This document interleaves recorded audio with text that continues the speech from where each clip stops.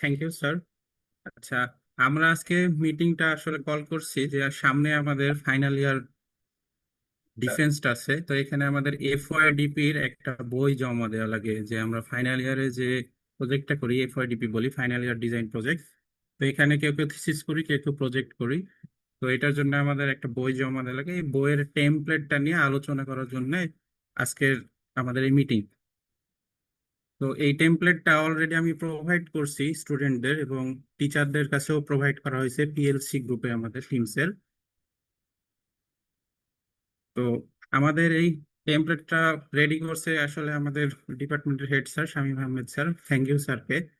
এটা আমি দেখছিলাম, আমার কাছে খুব ভালো মনে হয়েছে। তারপরেও ডিসকাস করার পরে যদি কারো কাছে মনে হয় যেটার ইমপ্রুভমেন্ট দরকার বা কোথাও চেঞ্জেস দরকার, তাহলে সবাই আমরা জানাবো মতামত, তাহলে আমাদের এটা ফিউচার ডেভেলপমেন্টে কাজে লাগবে।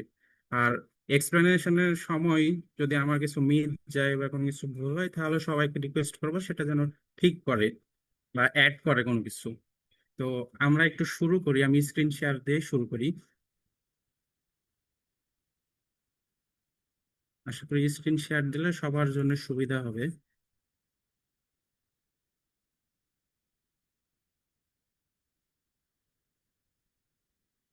আচ্ছা, আমার স্ক্রিনটাকে দেখা যায়?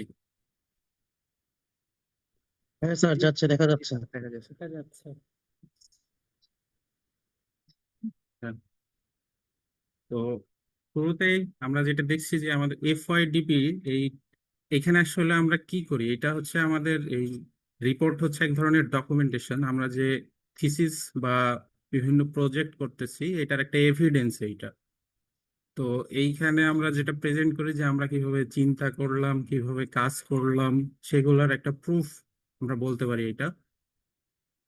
তো এই টেমপ্লেটটা দিয়ে আমরা অ্যাকচুয়ালি কি করি, এই টেমপ্লেটের আসল উদ্দেশ্য হচ্ছে যে স্টুডেন্টরা, মানে আমরা যেন সবাই একটা স্ট্যান্ডার্ড ফরম্যাট ফলো করি এবং একটা প্রফেশনাল রিপোর্ট ক্রিয়েট করতে পারি।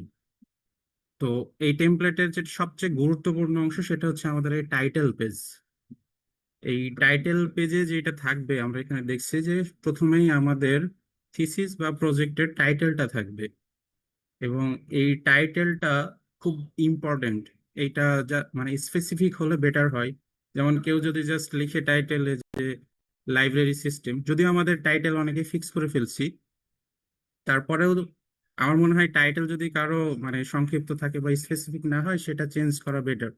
তো যেটা বলছিলাম যে একটা এক্সাম্পল, যে যদি মনে করে যে থাকে লাইব্রেরি সিস্টেম একটা টাইটেল, তো এটা আসলে স্পেসিফিক না এবং এটা এনাফ ইনফরমেশন দেয় না টাইটেল থেকে। তো এটাকে বেটার করার জন্য আমরা এভাবে বলতে পারি যে web based library management system with real time tracking বা সামথিং এই টাইপের। তো টাইটেলটা স্পেসিফিক হওয়া লাগবে। এটা আমরা সুপারভাইজারদের সাথে কথা বলে মানে ফিক্স করে নিব এবং প্রয়োজনে এটাকে কারেক্ট করব। দেন আমাদের এখানে যেটা থাকবে যে আমাদের যেহেতু গ্রুপে গ্রুপে ভাগ করা আছে সবার, মানে আমাদের গ্রুপ করা আছে, আমরা এই কাজটা করতেছি। তো এখানে প্রথমেই থাকবে স্টুডেন্টের নেম, দেন আইডিটা থাকবে। তো এটা লেখার জন্য যেহেতু আমাদের 3 জনের বা 4 জনের গ্রুপ আছে, কারো 2 জনের আছে, সেক্ষেত্রে স্টুডেন্ট নেম,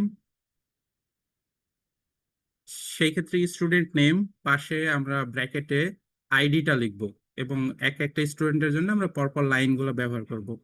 দেন এখানে যে আমাদের ডিগ্রির ইনফরমেশন থাকবে এবং সাবমিশন ডেটটা দেওয়া লাগবে যে আমি কবে সাবমিট করতেছি। হ্যাঁ। তো এই ফরম্যাটের ল্যাটেক্স ভার্সনটাও দেয়া আছে এইখানে। আমাদের এই লোগো বা এগুলা আমরা ফরম্যাটটা চেঞ্জ করব না, কেউই ফরম্যাট চেঞ্জ করব না। যেভাবে প্রথমে ফরম্যাটটা দেওয়া আছে এই ফরম্যাটটা ইউজ করব আমরা সবাই। তো টাইটেল পেজে কি কারো সমস্যা আছে, মানে সাথে সাথে কোশ্চিন হলে বেটার হয়।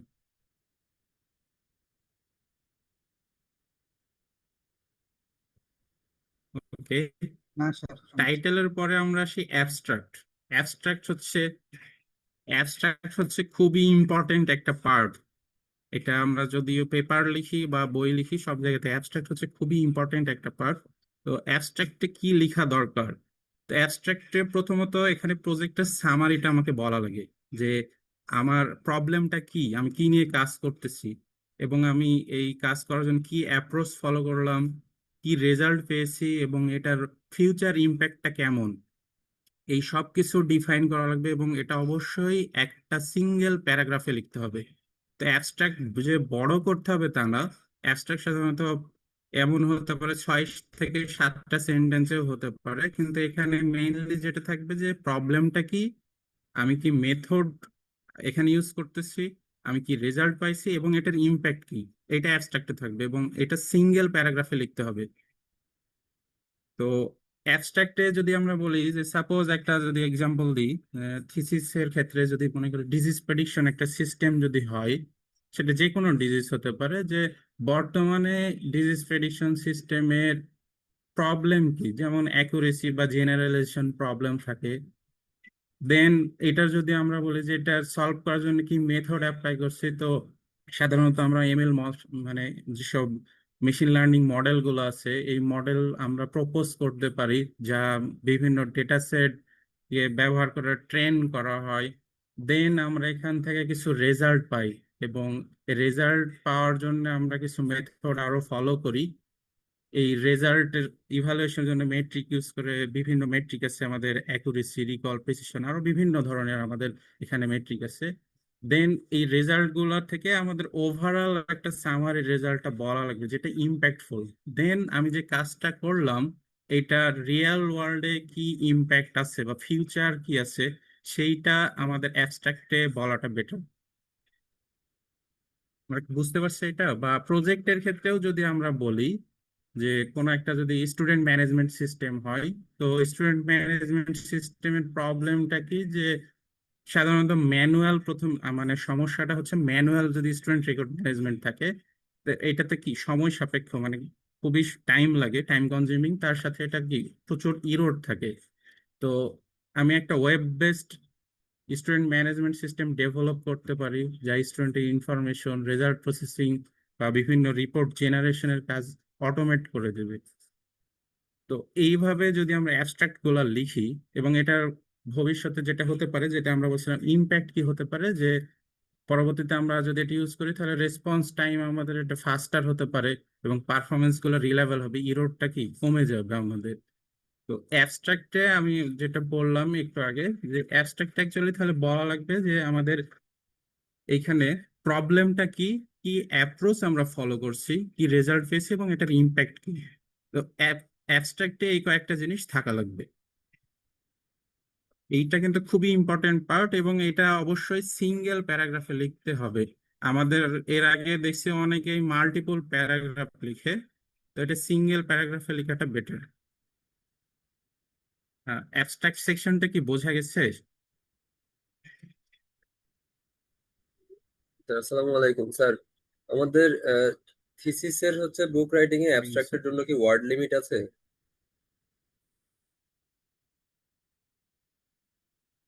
আচ্ছা, এইখানে ওয়ার্ড লিমিট করা নাই, তবে আমি যে বললাম যে আমাদের এই যে 4টা জিনিস অ্যাকচুয়ালি এখানে রিফ্লেক্ট করলেই হয়, এর জন্য হয়তো বা 6টা 7টা বা 8টা সেন্টেন্স লাগবে, এর বেশি লাগার কথা না।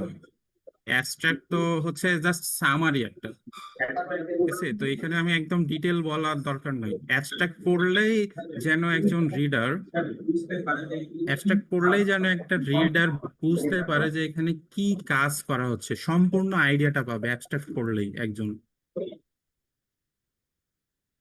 বোঝা গেছে কি? জি স্যার। তবে একটু আমাদের এটা এখানে ওয়ার্ড লিমিট করা নাই। এখানে করা নয়, তবে অ্যাবস্ট্রাক্টটা যেন কোনোভাবে 1 পেজের বেশি না হয় কোনো অবস্থাতেই। এবং অ্যাবস্ট্রাক্টটা একটু ছোট হলে ভালো হয়, সাধারণত 300 থেকে 500 ওয়ার্ড, 300-র মধ্যে রাখতে পারলে বেশি ভালো হয়। Thank 300 you sir. Word 300 word okay. জি স্যার, থ্যাংক ইউ স্যার। আর কোনোভাবে যেন 500 বেশি না যায়, এটা অনেক জার্নালে লিমিট Okay, করে দেওয়া থাকে, আমাদের বলা থাকে।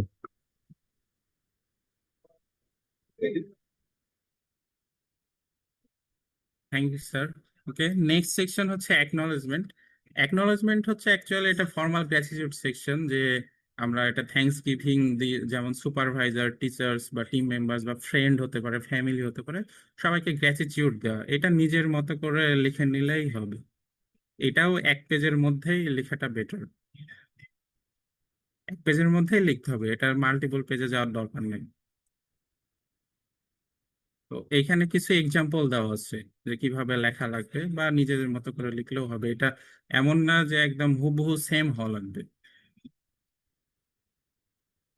তো স্যার অনেক সময় দেন অ্যাকনোলেজমেন্টে আমাদের আমরা নেক্সট হচ্ছে সেকশনটা হচ্ছে পাব।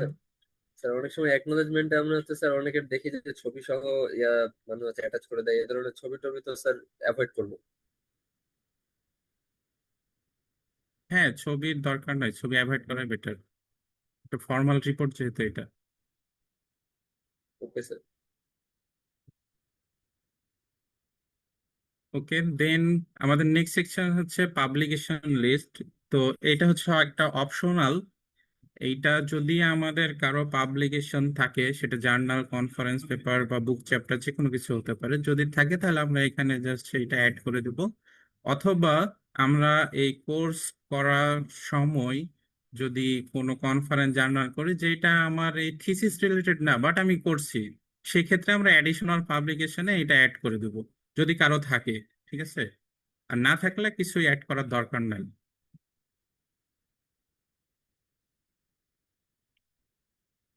দেন এই যে টেবিল অফ কন্টেন্টস, তো এইগুলা ফিক্স করা আছে। মুক্তার, তো এখানে যদি কারো আমি কোনো সেকশন অ্যাড হয় সে। জি হ্যালো স্যার। মুক্তার, জি শোনা ম্যাম। যাচ্ছে? হ্যাঁ, আমি একটা জাস্ট ইন্টারাপ্ট করছি যে জি ম্যাম। সার্টিফিকেট একটা পেজ হচ্ছে, এর আগের সেমিস্টার গুলোতে অনেকে বইয়ে রাখতো সার্টিফিকেট যেখানে সুপারভাইজার সিগনেচার করতো। তো এইরকম কি কোনো পেজ থাকবে অ্যাকনলেজমেন্টের পরে? আহ, হ্যাঁ, এটা বোধহয় থাকা উচিত, এটা মিস হয়ে গেছে আমাদের এই টেমপ্লেটে এটা নাই। সরি, এটা মিস হয়ে এটা গেছে। তাহলে আমাদের একটা অ্যাড করা লাগবে, তুমি একটা পারবে না? সেকশন হিসেবে এটা জাস্ট তাহলে। জাস্ট একটা অ্যাড করে দিও ওটার মতো করে। জি স্যার, একটু আমি তাহলে ল্যাটেক্সে অ্যাড করে আবার টেমপ্লেটটা হ্যাঁ, প্রোভাইড করবো। টেমপ্লেট। ওকে, সুন্দর, থ্যাংক ইউ ডক্টর। আসসালামু আলাইকুম স্যার। Thank you ma'am. আরেকটা স্যার, মুক্তার, আমি একটু স্যার জি ম্যাম। ইন্টারাপ্ট করছি স্যার। যেমন চৈতি ম্যাডাম বললেন সার্টিফিকেশনের পেজ, আর একটা পেজ অনেক থিসিসে থাকে ডিক্লারেশন। তারপরে যেটা স্যার ফ্রন্ট পেজ আছে, ফ্রন্ট পেজে অনেক থিসিসে সুপারভাইজারের অ্যাফিলিয়েশনটা থাকে। তো এটার বিষয়ে স্যার আপনার মতামত কি? স্টুডেন্ট আইডি নেম থাকলো, পাশে সুপারভাইজারের অ্যাফিলিয়েশন সুপার।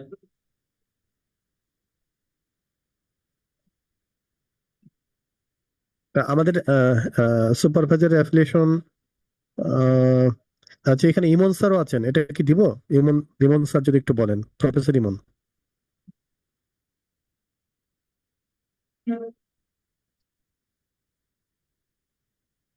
প্রফেসর ইমন আছেন উনি?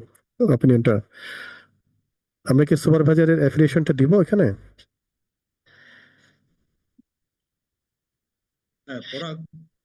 জি, এটা কি দিব? হ্যাঁ, এটা কি দিব? সুপারভাইজার অ্যাফিলিয়েশনটা থাকবে? সবাই যদি বলে দেওয়া যায় স্টুডেন্টদের পাশে, বা আপনি কি মনে করেন? এটা এটা যদি এক্সামিনেশনে যায় তাহলে আমার মনে হয় ওটা খুব বেশি জরুরি না। আচ্ছা, এটা যদি পরে পরীক্ষার পার্ট হয় যে হ্যাঁ, এটা পরীক্ষার। এক্সাম আরো জন এক্সামিনার দেখবে, হ্যাঁ, এরকম হলে অনেক ক্ষেত্রে মানে আমরা এটা অবশ্যই আশা করি না যে একজন টিচারের নাম দেখে আরেকজন বায়াসড হবে, তারপরেও মানে যদি এক্সাম হয় তাহলে সেক্ষেত্রে এটা মনে হয় না দেওয়াটা ভালো। আচ্ছা, আমরা কয়টা কপি গ্রহণ করি এখানে আমাদের ইউনিভার্সিটিতে, চৈতি ম্যাম? স্যার আমরা 3টা রাখি। তিনটার মধ্যে কি তিনটা কি আসলে এটা তো আমরা আসলে কোথাও তো পাঠাই না, তাই না? আমাদের যে রাশিয়ান ইউনিভার্সিটি পাঠায় লাইব্রেরিতে যায়। শুধু লাইব্রেরিতে, আর অন্য কোথাও না, তাই না? না স্যার, মানে ডিপার্টমেন্টে থাকে। আচ্ছা, তাহলে কি ইমন স্যার এটা রাখতে পারি সেক্ষেত্রে? হ্যাঁ, তাহলে কোনো অসুবিধা নাই, আমি ওকে, ওটাই বলছিলাম যে যদি আচ্ছা, এটা ঠিক আছে, তাহলে আদারওয়াইজ এটা এটা এটা এটা যোগ করা যেতে পারে। ওকে, তাহলে এখানে থ্যাংক ইউ। মোক্তার স্যার, আপনি সুপারভাইজার কাইন্ডলি অ্যাফিলিয়েশন। এটা করবেন আরেকটা পেজ। জি ওকে, ঠিক আছে, thank you professor doctor Ahmad. Preeti ma'am আরেকটু কিছু বলতেছিলেন। হ্যাঁ, মানে জাস্ট একটু অ্যাড করা যে পাবলিকেশন যদি কারো না থেকে থাকে তাহলে পেজটা তো অ্যাজ ইট ইজ রেখে দিবে, মানে ওইটা আবার যেন রিমুভ না করে। ব্যাপারটা কি এরকম? পেজটা ম্যাডাম মনে হয় ওটা পাবলিকেশন না থাকলে ওই পেজটা দেওয়ারই দরকার নাই, কারণ অনেক হ্যাঁ, থিসিসে পাবলিকেশন দেয়, তারপরে ওরা ব্ল্যাঙ্ক পেজ দিয়ে দেয়, দেখে মানে ওটা একটু ভালো লাগে না। ওকে, ঠিক আছে, তাহলে তাহলে পাবলিকেশন পেজ, কারো যদি পাবলিকেশন না থাকে তাহলে এই পেজটা কেউ যেন যুক্ত না করে আর কি। Okay, okay, thank you okay, sir. Thank you. Okay, then এখানে টেবিল অফ কন্টেন্টস, তো এখানে আমাদের বিভিন্ন চ্যাপ্টার গুলো থাকে। এবং বিভিন্ন ফিগার এবং আমাদের টেবিল, এগুলো জাস্ট আমাদের যে কন্টেন্ট সূচি, আমরা সূচিপত্র বলি, সেইটা দেয়া থাকবে। তো আমরা যখন ল্যাটেক্সে করব, এটা অটোমেটিক্যালি অ্যাড হবে। মুক্তা স্যার, আমি একটু বলতে পারি, অ্যাড করতে পারি এখানে? হ্যাঁ, হ্যাঁ, স্যার হচ্ছে ডিক্লারেশন যে পেজ, এটা কি স্যার থাকতেছে? সার্টিফিকেশনটা একটা থাকলো, ডিক্লারেশন পেজটা কি থাকবে? কারণ থিসিস গুলোতে ডিক্লারেশনটা মানে থাকা উচিত, স্টুডেন্ট ডিক্লেয়ার করে দেবে।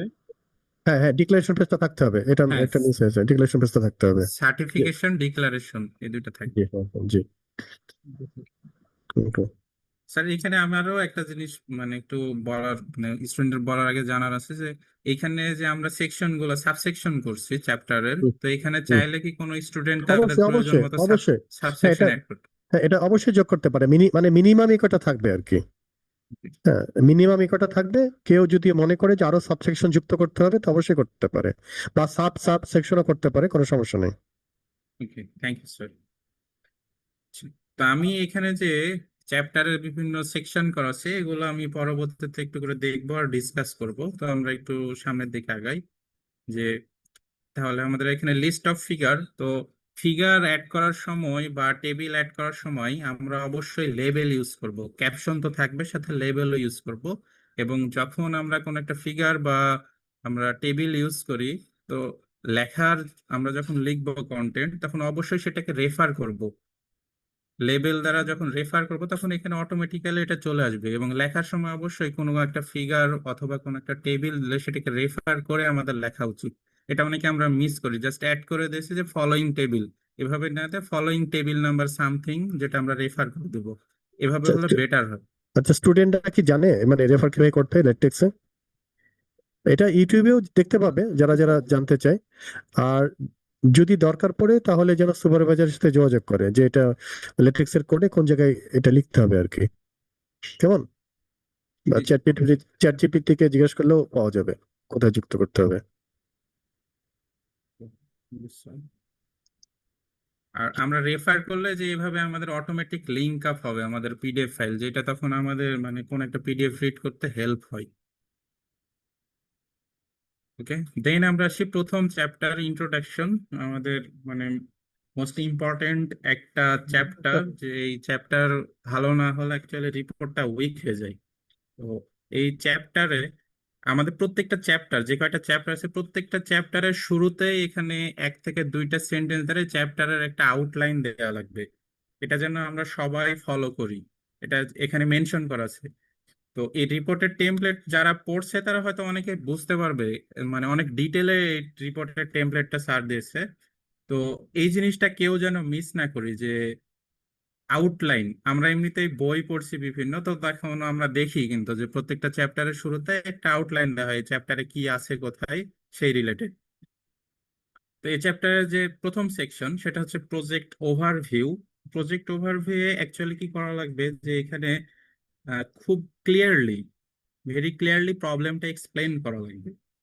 প্রবলেম এক্সপ্লেন করার পরে এই প্রবলেমের কনটেক্সট দেওয়া লাগবে, এই প্রবলেমটা কোথায় হয়, এটা আমাদের অবশ্যই দেয়া লাগবে। দেন এই প্রবলেমটা সলিউশনের জন্য আমরা কি প্রপোজ করতেছি সেইটা আমি এখানে বলবো। তবে এটা অবশ্যই খুব শর্টলি, ব্রিফলি বলবো আমরা এখানে। কিন্তু এখানে অনেকে যেটা আমরা ভুল করি, যে হিস্টোরি দিয়ে দিই অথবা আমরা থিওরি দিয়ে দিই, এগুলো দেওয়ার দরকার নাই এখানে। মানে অনেকে আবার জাস্ট সরাসরি প্রবলেম আর সলিউশন দেয়, সেটা না, প্রবলেমকে এক্সপ্লেন করা লাগবে। আমি জাস্ট প্রবলেম বললাম এরকম না, প্রবলেমকে এক্সপ্লেন করে তার সলিউশনটা বলা লাগবে এখানে। আর প্রত্যেক, হ্যাঁ, হ্যালো, ইন্ট্রোডাকশন পেজের আগে ওই যে list of table, list of figures এর পরে এদিকে লিস্ট অফ সিম্বলস দেওয়া লাগতো না? বা অ্যাব্রিভিয়েশনস এর একটা পেজ? আমার মনে হয় এটার পেজ না থেকে বিভিন্ন সিম্বল লিজেন্ড দিয়ে দেয় ভালো, যেখানে ইউজ হচ্ছে সেখানে। স্যার আমার মনে হয় যে থিসিস গুলোতে থাকে লিস্ট অফ টেবিলস এর পরে কোন কোন শর্ট ফর্ম ইউজ হয়েছে, সেগুলোর ফুল ফর্ম একটা লিস্ট থাকে। এটা এটা দিতে পারলে খারাপ না, এটা আরেকটু ভালো শিখবে, কারণ এটা একটা পিএইচডি বই টই যখন কি- হয় তখন অ্যাব্রিভিয়েশন নামে একটা হ্যাঁ, অংশ থাকে আর abbreviation কি, বা- অ্যাব্রিভিয়েশন নামে। একটা করলে খারাপ হয় না, এটা একটা আরো আরো স্ট্যান্ডার্ড হয়। হ্যাঁ, একটু দিয়ে দিয়ে দিলে মানে ভালো ছিল, ছেলেমেয়েরা শিখুক, একটা ভালো জিনিস শিখে যাক। এটা ভালো হবে আসলে, তাই না প্রফেসর ইমন? আপনি কি মনে করেন, বা চৈতি ম্যাম? দিলে ভালো, যত শিখে যাবে, যত শিখবে ছেলেমেয়েরা একটা ভালো জায়গায় গেলে বোঝা যাবে যে একটা ভালো জায়গা থেকে এসছে এরা, তাই না? হ্যাঁ, এটা আমার মনে হয় ভালো একটা সাজেশন। হুম, ওকে, ঠিক আছে, মোটামুটি করে। দেন আমাদের যে ওভারভিউ যেটা বললাম, তো ওভারভিউয়ে আমরা এইখানে মানে প্রবলেমটা এক্সপ্লেইন করব, দেন প্রবলেমটা কোথায় হয় কিভাবে হয় এগুলো আমরা একটু বলে দেন আমরা সলিউশনটা প্রপোজ করবো এখানে। তো এই যেটা বলছিলাম যে প্রত্যেকটা সেকশনে থিসিসের জন্য কেমন লেখা উচিত বা প্রজেক্টের জন্য কেমন লেখা উচিত সেটা প্রত্যেকটা সেকশনে একটা ছোট্ট এক্সাম্পলের মাধ্যমে এখানে দেওয়া আছে। এটা পড়লে আশা করি সবাই বুঝতে পারবে, হ্যাঁ, যে এখানে থিসিসের জন্য এটা কি হওয়া উচিত, তারপরে একটা প্রজেক্টের জন্য এখানে কি হওয়া উচিত, এটা এখানে জাস্ট দেওয়া আছে। এবং প্রত্যেকটা সেকশনে এটা দেওয়া আছে যে প্রথমে কিভাবে মানে প্রবলেমটা বলতেছে, এটার কি অবস্থা এবং এটার সলিউশনটা কি হচ্ছে। দেন আমরা যদি নেক্সট সেকশনে আসি, যে মোটিভেশন। মোটিভেশন সেকশনে আমাদের কি লেখা লাগবে, তো এখানে আমাদের এক্সপ্লেন করা লাগবে যে প্রবলেমটা কেন ইম্পর্টেন্ট, আমি যে কাজটা করতেছি এই কাজটা কেন ইম্পর্টেন্ট এবং কেন আমি এই কাজটা চুজ করছি, কেন ইন্সপায়ার হলাম, এই জিনিসগুলো এখানে লিখতে হবে। এবং এটার রিয়েল ওয়ার্ল্ড ইম্প্যাক্টটা কি যা আমাকে মোটিভেট করতেছে এই কাজে। তো মোটিভেশনে এই কয়েকটা জিনিস লিখলেই হবে। বাট আমরা অনেকে যেটা লিখি যে দিস ইজ ইন্টারেস্টিং টপিক বা this is interesting field something, এরকম কিছু এখানে লেখা যাবে না। এখানে জাস্ট লেখা লাগবে যে এইটা বর্তমানে কেমন ইম্পর্টেন্ট এবং ফিউচারে এটার ইম্প্যাক্ট কেমন, এই জিনিসগুলো এখানে লেখা লাগবে যা আমাকে ইন্সপায়ার করতেছে। তো মোটিভেশন সেকশনেও এখানে যে থিসিস রিলেটেড বা প্রজেক্ট রিলেটেড আমাদের ছোট্ট ছোট্ট এক্সাম্পল দেওয়া আছে। তো আশা করি এটা নিজেরা পড়লেই মানে বুঝে যাবে। তারপরেও যদি কারো সমস্যা হয় যে এখানে কিভাবে কি লিখবো, তখন আমাদের নিজ নিজ সুপারভাইজারের সাথে যদি আমরা যোগাযোগ করি তখন হেল্প করবে। আর আমরা যেহেতু এতদিন ধরে একটা কাজ করে ফেলছি, প্রায় সবার কাজ শেষের দিকে এখন আমাদের যেহেতু রাইটিং, তা আশা করি এটা আমাদের প্রবলেম হবে না। দেন মোটিভেশন থেকে আমাদের অ্যাকচুয়ালি অবজেক্টিভ ক্রিয়েট হয়, যে আমি ইন্সপায়ার হলাম এখন আমি কি করতে যাচ্ছি, এই অবজেক্টিভ গুলাই আমাদের এখানে লেখা লাগবে। তার কারণ মোটিভেশন থেকে আমাদের কিছু গোল ক্রিয়েট হয়, স্পেসিফিক গোল গুলা আমি এখানে লিখবো। তো এই অবজেক্টিভ গুলো অবশ্যই বুলেট আকারে লিখতে হবে এবং এইটা প্রত্যেকটাই অ্যাকশনেবল অবজেক্টিভ হওয়া লাগবে, যেন আমি কি করতে চাচ্ছি সেইটা পরিষ্কার থাকে এখানে। যেমন এমন হতে পারে যে আমি একটা মেশিন লার্নিং মডেল ডেভেলপ করছি এবং এটা প্রেডিকশন অ্যাকুরেসি ডেভেলপ করতে পারি বা অপটিমাইজড করার জন্য করতেছি। আবার এটা আমাদের মানে এক্সিস্টিং কিছু মডেলের সাথে আমরা কম্পেয়ার করে বলতে পারি যে আমার এটা বেটার। এই জিনিসগুলো আমার অবজেক্টিভে থাকবে যেন আমার মানে প্রপোজড ওয়ার্কটাকে জাস্টিফাই করে যে এটা বেটার প্রিভিয়াস গুলোর থেকে। মানে আমি ইন্সপায়ার হচ্ছি এবং আমার যে সব গোল আছে সেটা অ্যাচিভ করব, সেই জিনিসগুলো এখানে বুলেট পয়েন্ট আকারে লিখতে হবে। দেন এই অবজেক্টিভ অ্যাচিভ করার জন্য আমাদের কিছু প্রসেস থাকে, মানে সলিউশন। আমরা যে প্রবলেম আইডেন্টিফাই করলাম, দেন আমাদের গোল সেট করলাম, এবার আমার কিছু থাকতে পারে কি সলিউশন কিভাবে করবো। তো এটা এখানে আমাদের স্টেপ বাই স্টেপ যে সলিউশন, এটা আমরা বলছি মেথোডোলজি, এটা স্টেপ বাই স্টেপ কিভাবে কাজ করেছি আমরা অলরেডি, এবং ওয়ার্ক ফ্লোটা স্টার্টিং থেকে এন্ডিং সামারি আকারে এখানে বলা লাগবে। এবং একটা ফ্লো ডায়াগ্রাম হলে খুব ভালো হয়, ডায়াগ্রাম দিয়ে, হ্যাঁ, ছোট ছোট ফ্লো ডায়াগ্রাম। এবং এইটার জন্য আমরা কি কি টুলস টেকনোলজি ইউজ করছি সেটাও একদম সামারি আকারে এখানে বলে দেওয়াটা বেটার। আচ্ছা স্যার, আমি একটা বিষয় বলি আর কি, এখানে অনেক থিসিসে যেমন থাকে প্রবলেম স্টেটমেন্ট, তো এখন অবজেক্টিভস এর আগে প্রবলেম স্টেটমেন্ট সেকশনটা রাখলে কেমন হয়? স্যার ওটা মনে হয় প্রজেক্ট ওভারভিউ এর ভিতরে প্রবলেম এক্সপ্লেইন করলে প্রবলেম স্টেটমেন্টটা হয়ে যায়। আমরা যে এখানে প্রজেক্ট ওভারভিউ বলতেছি, থিসিস বা প্রজেক্ট, এই যে এখানে অলরেডি দেওয়া আছে যে এই সেকশনে যেটা করা লাগবে যে আমাদের এই মানে প্রেজেন্ট ব্যাকগ্রাউন্ডটা কি এবং প্রবলেম স্টেটমেন্টটা কি আমার এই কাজের, যেটা আমি সলভ করতেছি।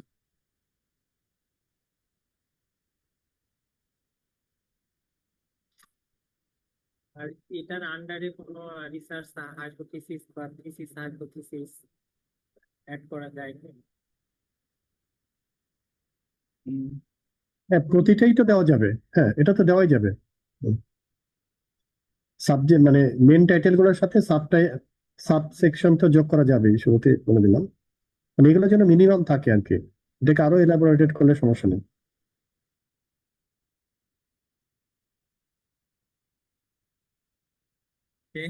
দেন মেথোডোলজি যখন আমরা লিখবো, মেথোডোলজি লেখার পরে অবশ্যই আমাদের এখানে আউটকাম লেখা লাগবে। আমাদের যে এক্সপেক্টেড আউটকাম প্রথমে আমরা প্রপোজালে দিয়েছিলাম, বাট এখন তো আমাদের এক্সপেক্টেড নাই, আমরা আউটকাম অলরেডি পেয়েছি।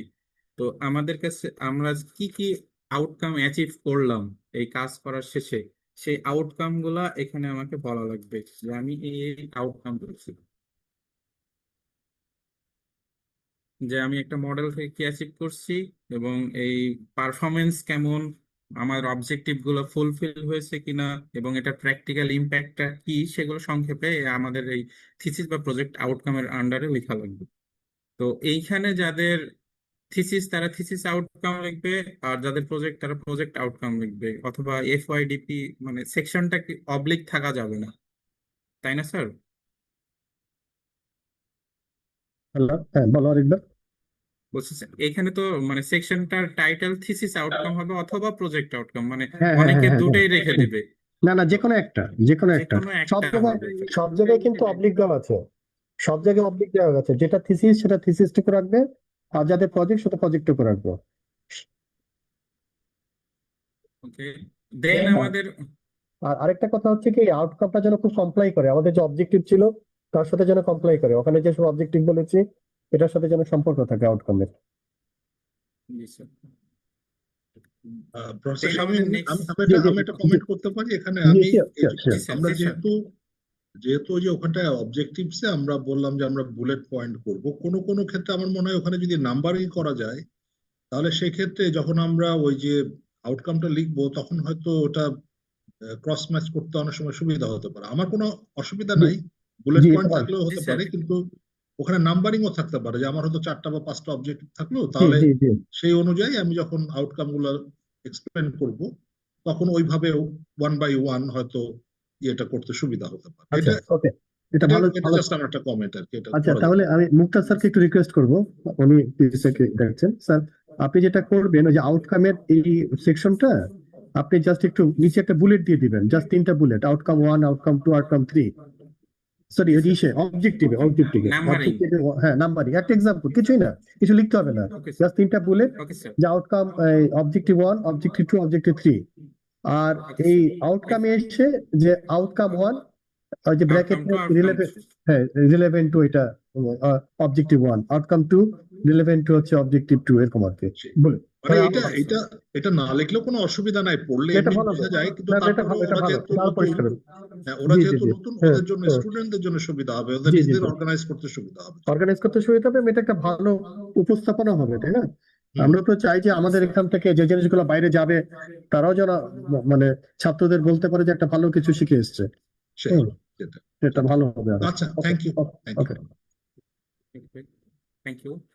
ওকে, নেক্সট আমাদের যেটা সেকশন আছে যে অর্গানাইজেশন অফ দ্য রিপোর্ট। তো এখানে আমাদের নেক্সট রিপোর্টের যে সব অংশ আছে, বিভিন্ন চ্যাপ্টার গুলা, সেগুলোর জাস্ট সামারিটা দেওয়া লাগবে যে কোন চ্যাপ্টারে কি হচ্ছে। যেমন আমি বলতে পারি যে সেকেন্ড চ্যাপ্টারে ব্যাকগ্রাউন্ড অ্যানালাইসিস করা হচ্ছে বা লিটারেচার রিভিউ দেওয়া হচ্ছে, থার্ডে মেথোডোলজি বর্ণনা করা হয়েছে, দেন ফোর্থে রেজাল্ট এন্ড ডিসকাশন অ্যানালাইসিস করা হচ্ছে। এভাবে আমরা আমাদের যতগুলো চ্যাপ্টার আছে নেক্সট প্রত্যেকটা চ্যাপ্টারকে আমরা এখানে সামারাইজ করব একটা ন্যারেটিভ ফর্মে এই সেকশনটাতে। দেন আমাদের এই সেকশনটা সরি এই চ্যাপ্টারটা শেষ, ইন্ট্রোডাকশন চ্যাপ্টার। তো এরপরে আমরা যখন এই যে অর্গানাইজেশন দেখছি, এখন থেকে আমি কিন্তু জানি যে কোন চ্যাপ্টারে কি কাজ হচ্ছে যেটা আমাদের হেল্প করবে। এবং এটা যখন আমরা লিখবো, এর আগে বললাম অবশ্যই চ্যাপ্টার গুলাও কিন্তু আমাদের রেফার করা লাগবে। যেন আমি সাপোজ আমি চ্যাপ্টার 4 এখান থেকে জাম্প করতে চাই, তখন আমি ক্লিক করলে কিন্তু চলে যাবো পিডিএফ রিডার। আমরা যেহেতু ল্যাটেক্স ইউজ করতেছি, সো সবকিছু রেফার করে করবো। দেন আমাদের চ্যাপ্টার 2 ব্যাকগ্রাউন্ড।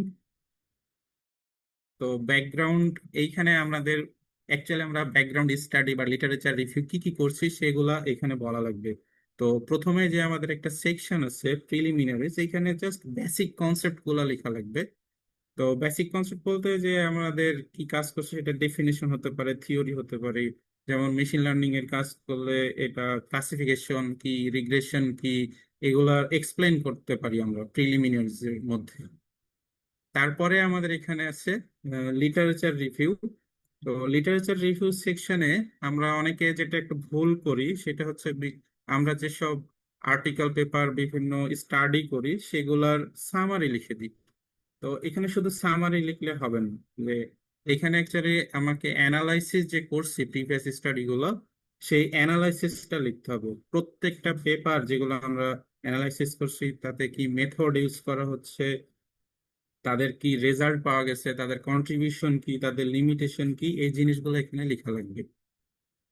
তো এই সেকশনে আমরা কতটা অ্যানালাইসিস করতে পারছি প্রিভিয়াস ওয়ার্ক, সেখান থেকে আমাদের অ্যাকচুয়ালি ক্যাপাবিলিটিটা বোঝা যায় যে আমি কতটুকু রিসার্চের যোগ্য। বা আমি কোনো একটা প্রজেক্টের ক্ষেত্রেও যদি বলি যে বিভিন্ন আমাদের এক্সিস্টিং প্রজেক্ট গুলো আমরা দেখতে পারি, সেখান থেকে আমরা অ্যানালাইসিস করার পরেই তো আমরা কিছু লিমিটেশন পাই। লিমিটেশন থেকে সেই লিমিটেশনকে আমরা মানে লিমিটেশনটা দূর করার জন্য আমরা বিভিন্ন প্রপোজ করি।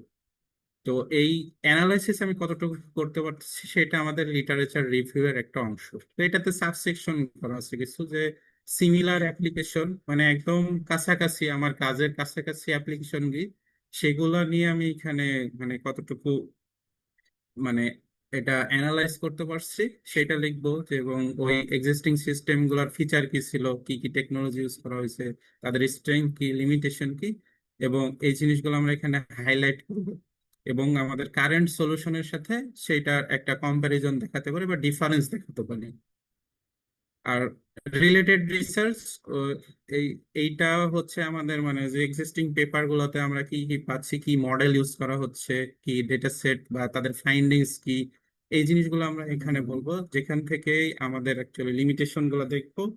এই লিমিটেশন থেকেই কিন্তু আমরা আমাদের কাজ প্রপোজ করি যে কিভাবে লিমিটেশনটা আমরা সলভ করতেছি আমাদের এই প্রপোজ সলিউশন থেকে, সেইটা আমাদের এখানে থাকবে।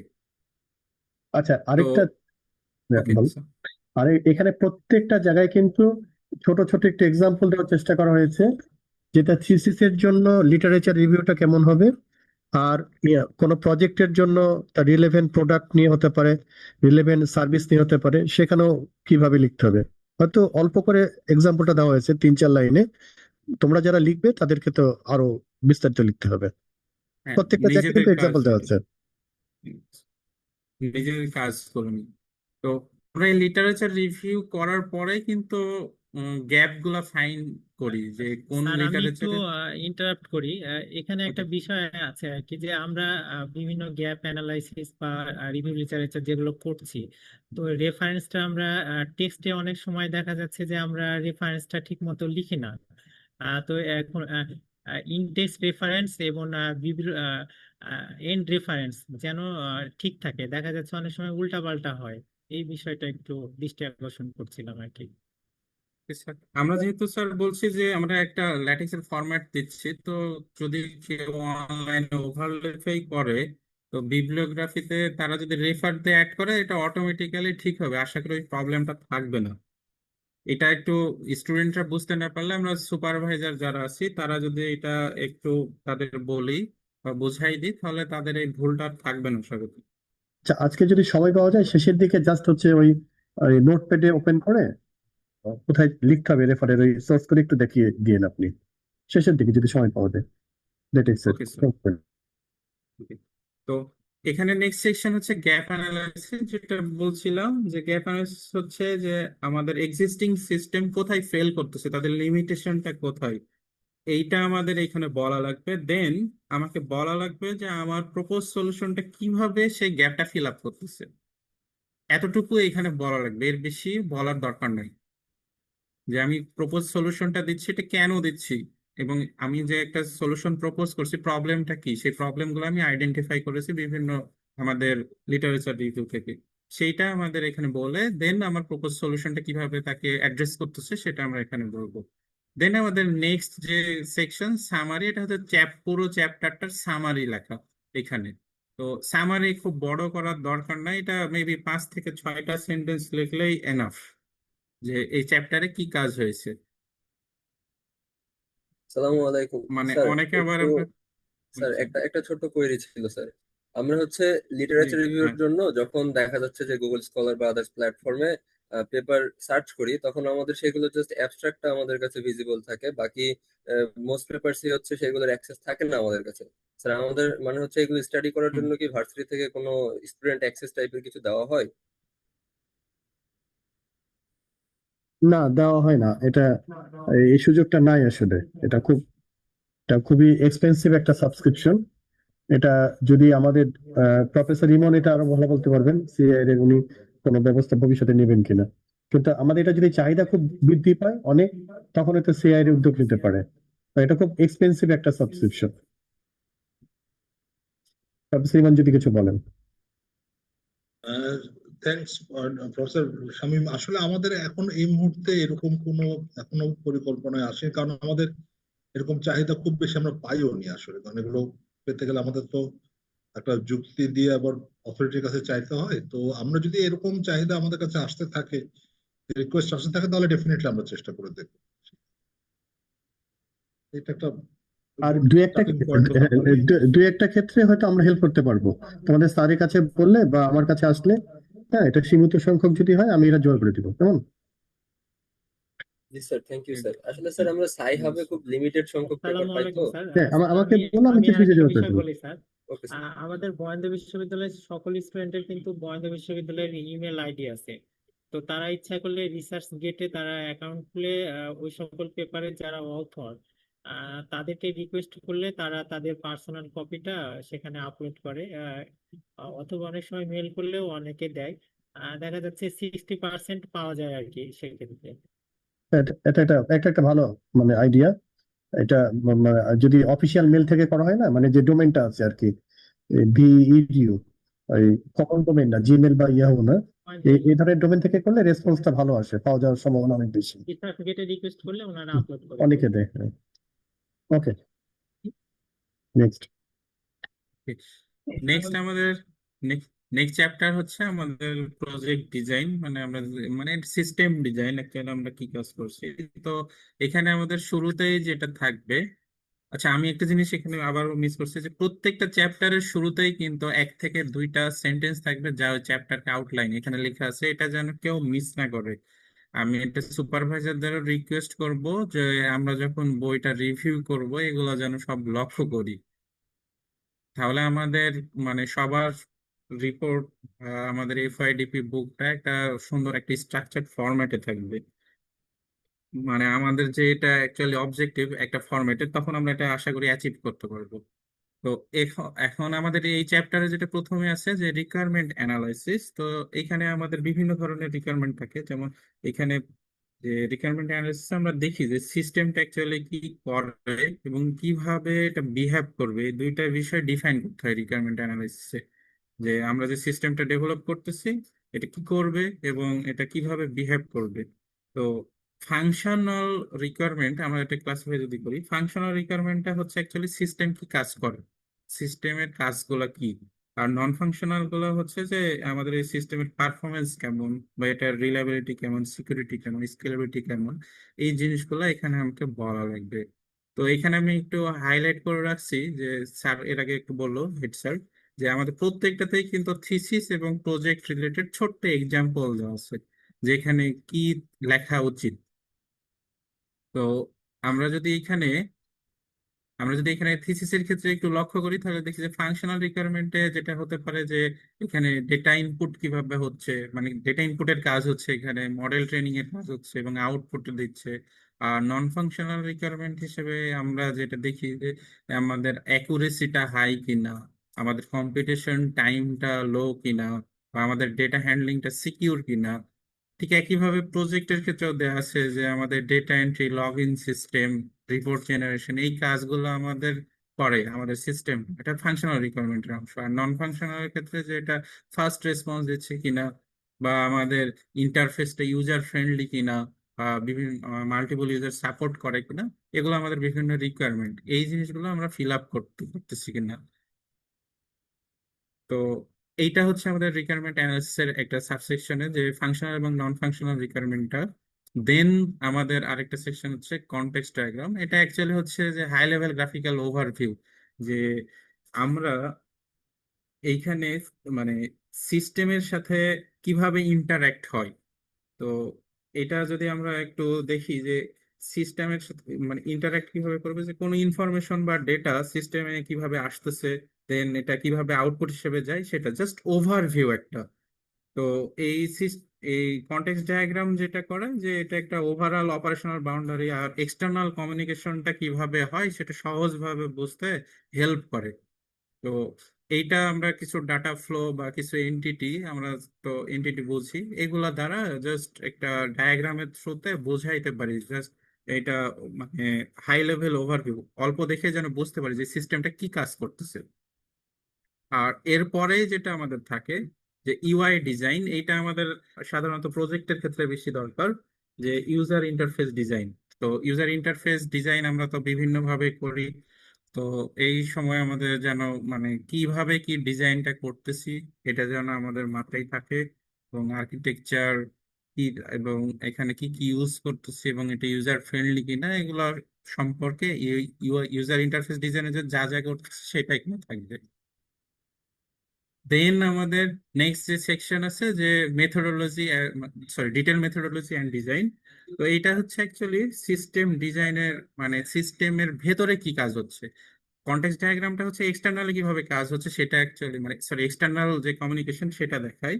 আর সিস্টেম ডিজাইন হচ্ছে সিস্টেমের ভেতরে কিভাবে প্রত্যেকটা কম্পোনেন্ট কাজ করতেছে, এর আর্কিটেকচারটা, দেন এর কম্পোনেন্ট গুলো কিভাবে কাজ করে এবং এর ডাটা ফ্লোটা এখানে দেখানো লাগবে।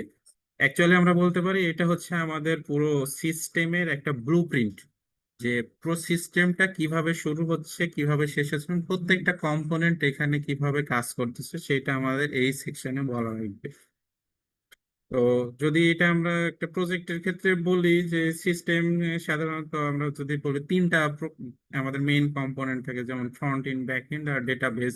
তো ফ্রন্ট এন্ড সাধারণত কি আমরা ইউজার ইন্টারফেস প্রোভাইড করি ফ্রন্ট এন্ডে, দেন ব্যাক এন্ডে আমরা ডেটা প্রসেস করি, তারপর ডেটাবেজে ডেটা স্টোরেজ করে আমরা বিভিন্নভাবে ম্যানেজ করি।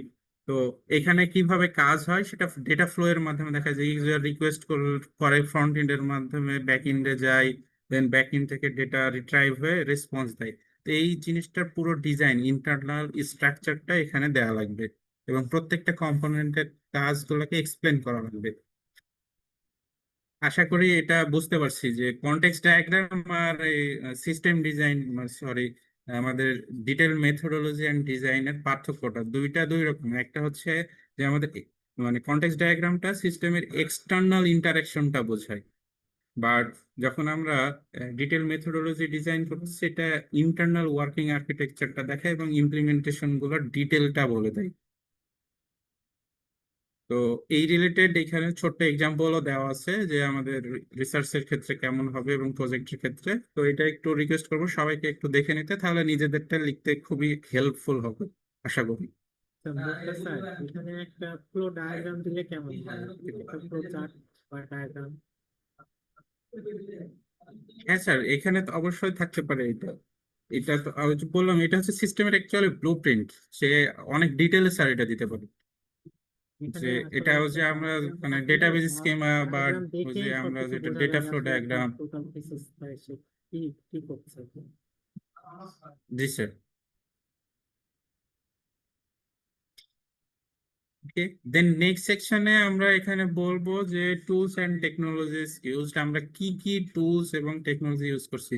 তো এখানে আমরা শুধু নাম মেনশন করব না যে আমি এই টুল ইউজ করছি, যে আমি প্রত্যেকটা টুল যেসব ইউজ করছি কেন ইউজ করছি এটা কি কাজ করতেছে এই জিনিসগুলো আমি এখানে লিখবো।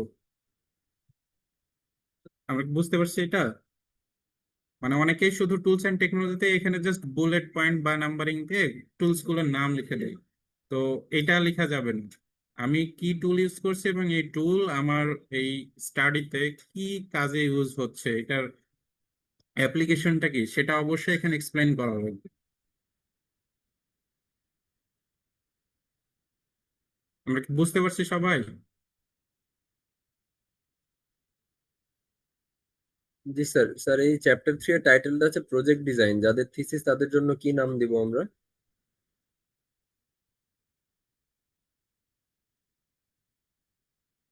সেক্ষেত্রেও প্রজেক্ট ডিজাইন, হ্যাঁ প্রজেক্ট ডিজাইন থাকতে পারে, সমস্যা নেই থিসিসের ক্ষেত্রেও। Okay sir. স্যার আপনারা কেউ যদি বলেন টাইটেলটা কি চেঞ্জ করা যাবে কিনা। টাইটেলটা চেঞ্জ করা যেতে পারে। এটা ডিজাইন তো সিস্টেম ডিজাইন কি স্যার হতে পারে? আর্কিটেকচার হতে পারে। আর্কিটেকচার বা হচ্ছে ডিটেলস মেথোডোলজি, আর্কিটেকচার হতে পারে, সিস্টেম আর্কিটেকচার হতে পারে। সিস্টেম আর্কিটেকচারের সবই হতে পারে। প্রফেসর ইমন, জি আপনি স্যার, যদি কিছু বলেন। সেটাই বলছি। Architecture of the proposed model এরকম থাকতে পারে। এটা হতে পারে, আর্কিটেকচার বা প্রপোজড মডেল, এটা হতে পারে। তাহলে কয়েকটা অপশন দিয়ে দিলেই হয় না, অবলিক অবলিক করে প্রজেক্ট ডিজাইন, হ্যাঁ, architecture of the proposed model. Muktar sir, আপনি একটু নোট করে নেন, ওটা দিয়ে দিন তাহলে। Architecture of the proposed model, Okay, sir. অথবা architecture of the proposal. Straight forward হলে ভালো হবে, কারণ প্রজেক্ট ডিজাইন যেহেতু হ্যাঁ, হ্যাঁ, ডিজাইন হ্যাঁ। তো প্রজেক্ট দেওয়া নেই, তো আমরা যদি ডিরেক্ট সিস্টেম আর্কিটেকচার দিই, প্রজেক্ট ডিজাইন সেটা- অবলিক সিস্টেম আর্কিটেকচার, হ্যাঁ, তাহলে সেটা মনে হয় ভালো। স্যার নাম অ্যালাইন হয়।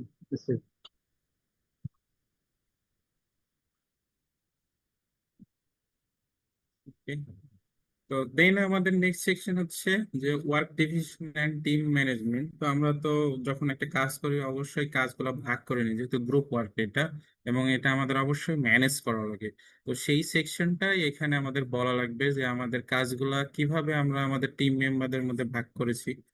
হ্যাঁ, দেন আমরা কিভাবে কোঅর্ডিনেট করলাম, ম্যানেজ করলাম, এই জিনিসগুলো এখানে বলা লাগবে। তো এক একজনের আমাদের এক একটা রোল থাকে, কেউ ডেভেলপ করি, কেউ স্টাডি করি, কেউ ডিজাইন করি, কেউ কোড করি, তো কেউ অ্যানালাইসিস করি। তো এই জিনিসগুলা এইখানে আমাদের অবশ্যই ডিটেলে বলা লাগবে যে আমি কিভাবে এটা করলাম, কিভাবে আমরা কোঅর্ডিনেট করছি, কিভাবে ম্যানেজ করছি কাজগুলো টাইমলি, এইটা অবশ্যই থাকা লাগবে। তো এইখানে হাইলাইট করার পোর্শন আছে, এটা যদি আমরা একটু দেখি, এখানে একটা টেবিল অ্যাড করা লাগবে। এই টেবিলটা হবে মানে 2 কলাম টেবিল, যেখানে লেফট কলামে থাকবে যে টিম মেম্বারদের নাম। এটা সিঙ্গেল মেম্বারও হতে পারে, মাল্টিপল মেম্বারও হতে পারে, এবং রাইট কলামে যেটা থাকবে যে তার করেসপন্ডিং ওয়ার্ক, যে আমি কি কি কাজ করছি সেইটা এইখানে রাইট সাইডে থাকা লাগবে। এটা কি সবাই বুঝতে পারছি? আমি কিভাবে কাজ ভাগ করতেছি, কে কি কাজ করতেছি সেটা থাকা লাগবে এখানে। আমার আমার একটা ছোট কমেন্ট ছিল এখানটায়, মানে আমার জি নিজের স্যার। অভিজ্ঞতা আমি যেটা দেখি যে এই জায়গাটাতেই সবচেয়ে বেশি মিস ইনফরমেশন থাকে। অনেক সময় দেখা যায় কাজ এক একজন এক একভাবে করে, কিন্তু ওখানে লেখার সময় হয়তো সেটাকে অন্যভাবে শেয়ারিংটা দেওয়া হয়। মানে এটা এটা শুধু যে মানে রিসার্চের কাজ না, মানে অনেক সময় পেপার লেখার সময় আমরা এই কাজগুলো অনেক সময় লক্ষ্য করি। তো যিনি জি সুপারভাইজার জি স্যার। থাকবেন তিনি প্রথম থেকে যেন খুব স্ট্রিক্ট থাকেন যে কাজটা ভাগ করে দেওয়ার সময় যাতে পরে গোঁজামিল দিয়ে, এখন দেখা গেল যে একটা টিমের একজন কোনো কাজই করলো না, বাকিরা সব করে দিল, সে খালি জাস্ট করে নামটা দিয়ে দিল। তো ওই জিনিসগুলো যাতে না হয়, যদিও এটা কেসের ক্ষেত্রে সেটা পসিবল না, কারণ এখানে তো হয়তো তাকেই কাজটা করতে হবে, কিন্তু তারপরেও ওই ডিজাইনটা একটু আগে থেকেই আমার মনে হয় একদম কাজ শুরু করার আগে, অর্থাৎ এটা যখন আমরা রিপোর্ট লিখবো তখন এটা লিখছি, কিন্তু একদম থিসিসের শুরুতেই তাকে একদম স্পেসিফিক কাজগুলো ভাগ করে দেওয়া, এবং যাতে এটা ওই যখন সে রিপোর্ট করবে তখন ঠিক ওইভাবে লিখতে পারে। আমরা সাধারণত এটা পরে লিখি, কাজটা করে ফেলি একরকম, আর লেখার সময় ওটাকে আবার অন্যভাবে লিখি। তো সেটা যেন না হয়, ওটা একটু আমার মনে হয় আগে থেকে কাজের শুরুতেই এটা নির্দিষ্ট করে নেওয়া ভালো, কাজের অংশকে কিভাবে কন্ট্রিবিউট করছে। Thank you.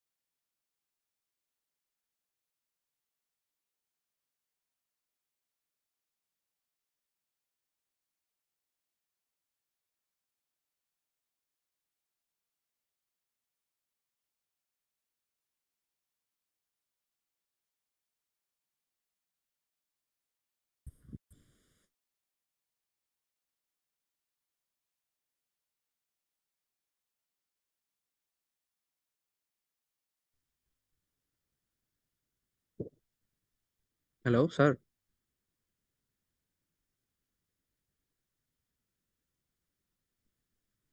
তোমরা একটু ওয়েট করো, নেটওয়ার্ক চলে গিয়েছিল, স্যার জয়েন করতেছে। হম, আমি মনে হয় শুনতে পাচ্ছিলাম না মধ্যখানে, সবারই কি একই অবস্থা ছিল না? না না না, স্যার আমরা কেউই শুনতে পাচ্ছিলাম না স্যার। স্যার আমরা যারা হয়তোবা মোবাইল ডেটা বা অন্যভাবে কানেক্টেড ছিলাম তারা কিছুটা শুনতে পাচ্ছিলাম, কিন্তু তাছাড়া স্যার আসলে কেউই শুনতে পাচ্ছিলাম না, এখন ইলেকট্রিসিটি মনে চলে হয়, গিয়েছিল। এখন মনে হয় ব্যাক করলো আবার। জি স্যার, কেবল ব্যাক করলো স্যার।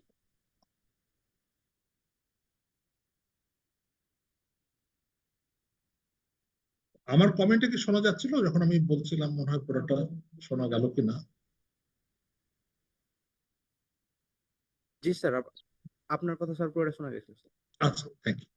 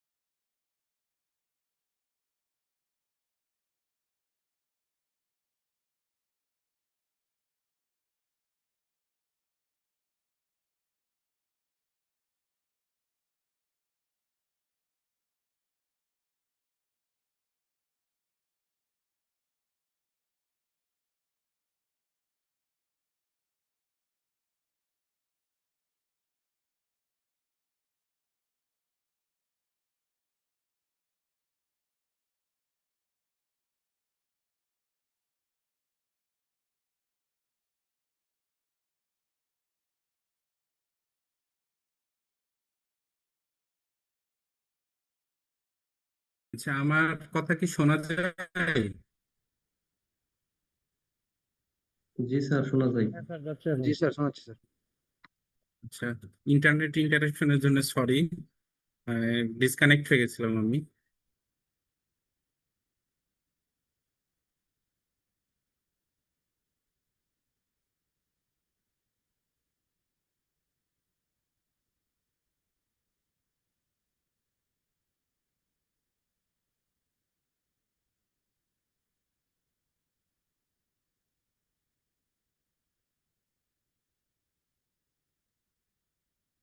স্ক্রিন কি দেখা যাচ্ছে এখন? হ্যাঁ, দেখা যাচ্ছে, দেখা যাচ্ছে, দেখা যাচ্ছে। রেকর্ডটা অন করিও।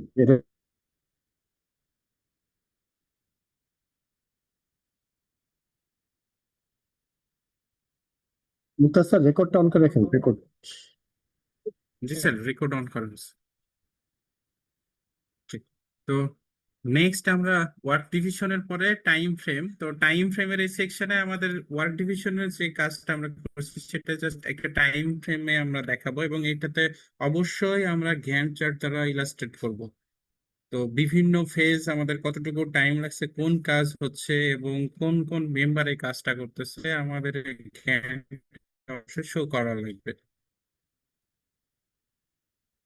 এটা আমরা প্রপোজাল অলরেডি দিয়েছি, বা যদি কারো বুঝতে সমস্যা হয় তাহলে অবশ্যই সুপারভাইজারের সাথে একটু আমরা এখানে কন্ট্যাক্ট করে এই গ্যান্ট চার্টটা অবশ্যই দিব। এখানে লিখলে বা টেবিল দিলে টেবিল দেওয়া যাবে না, এখানে অবশ্যই গ্যান্ট চার্ট থাকবে, তার কারণ টেবিল থাকছে।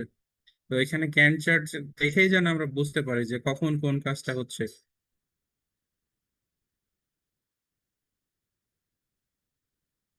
আমার কথা কি শোনা যাচ্ছে? ইন্টারনেটে খুব ডিস্টার্ব করতেছে আমার। হ্যাঁ, শোনা যাচ্ছে, শোনা যাচ্ছে। Thank you. দেন আমরা এই চ্যাপ্টারের সামারিটা এখানে আবারও দিব। দেন আমাদের নেক্সট চ্যাপ্টার, এখানে অ্যাকচুয়ালি আমাদের কাজের রিফ্লেকশনটা পাওয়া যাবে, যে আমরা কাজটা কিভাবে করছি এবং আমাদের এইটার রেজাল্টটা কি।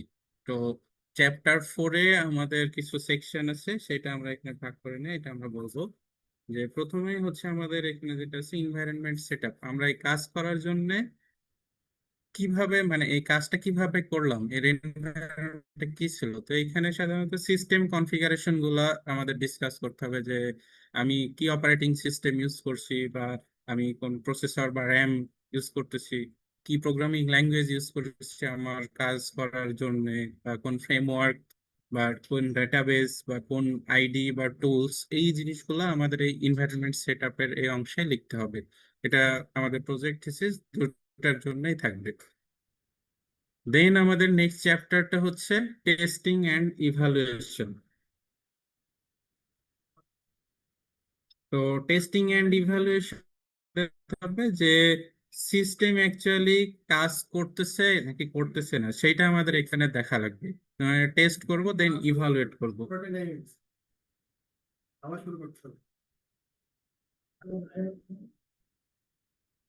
স্যার আবার শুরু করতে হবে স্যার, ইলেকট্রিসিটি চলে গেছে। আমি নেট কানেক্টেড আছি এবার ফোনের, আশা করি আমার কথা শোনা যায়। হ্যাঁ স্যার, শোনা যায়। ওকে, তো আমরা টেস্টিং ইভালুয়েশন এই সেকশনে সিস্টেম অ্যাকচুয়ালি কাজ করছে কিনা সেটা দেখব। তো টেস্টিং মেথড আমরা এক্সপ্লেন করব, দেন আমরা কিভাবে পারফরমেন্স মেজার করছি সেটা এখানে দেখাবো। তো যদি মেট্রিক ইউজ করি সেক্ষেত্রে আমাদের রিপোর্টটা আরো স্ট্রং হয়। তো এটা আমরা কিভাবে রেজাল্ট ইন্টারপ্রেট করি এবং এটা আমাদের ইভালুয়েশনে কতটা ইফেক্টিভ সেই টপিক গুলো আমরা এখানে জাস্ট লিখবো। ঠিক আছে, যে আমরা এইখানে আমরা যে সিস্টেম বা প্রজেক্ট ডেভেলপ করছি সেটা দ্বারা আমাদের অবজেক্টিভ গুলা কিভাবে অ্যাচিভ হয়েছে কি না, তা বিভিন্ন মেজারেবল এভিডেন্স দ্বারা আমরা এখানে প্রুফ করব। দেন আমাদের নেক্সট যে সেকশন রেজাল্ট এন্ড ডিসকাশন।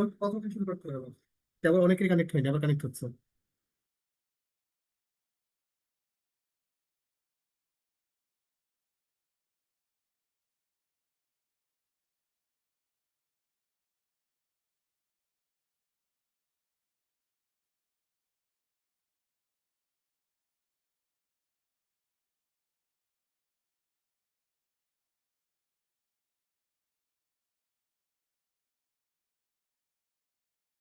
আমাদের অনেক টিচার আবার মানে কানেকশন হারাই ফেলছে আমাদের ইন্টারনেট সমস্যার জন্য। আমরা আর একটু ওয়েট করি 2 মিনিট।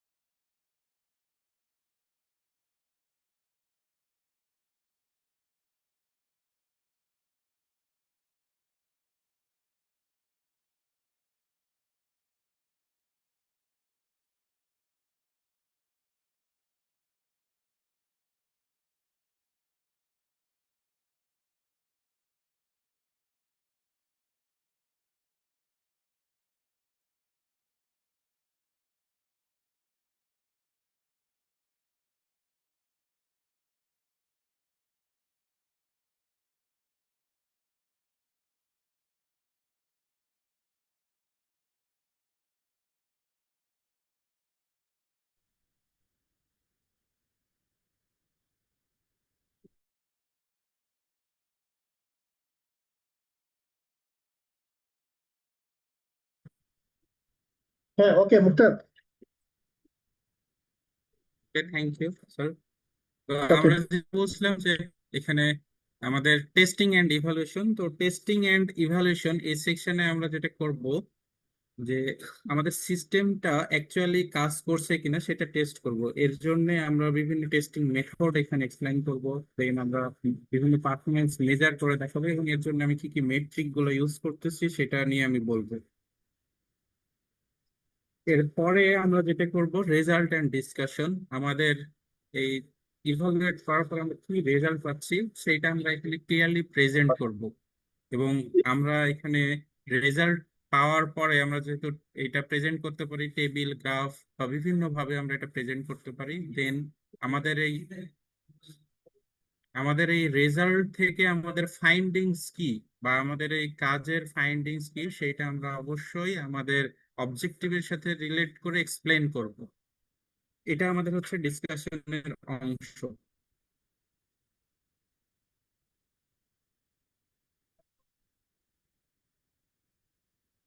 সবাই কি বুঝতে পারছি আমরা?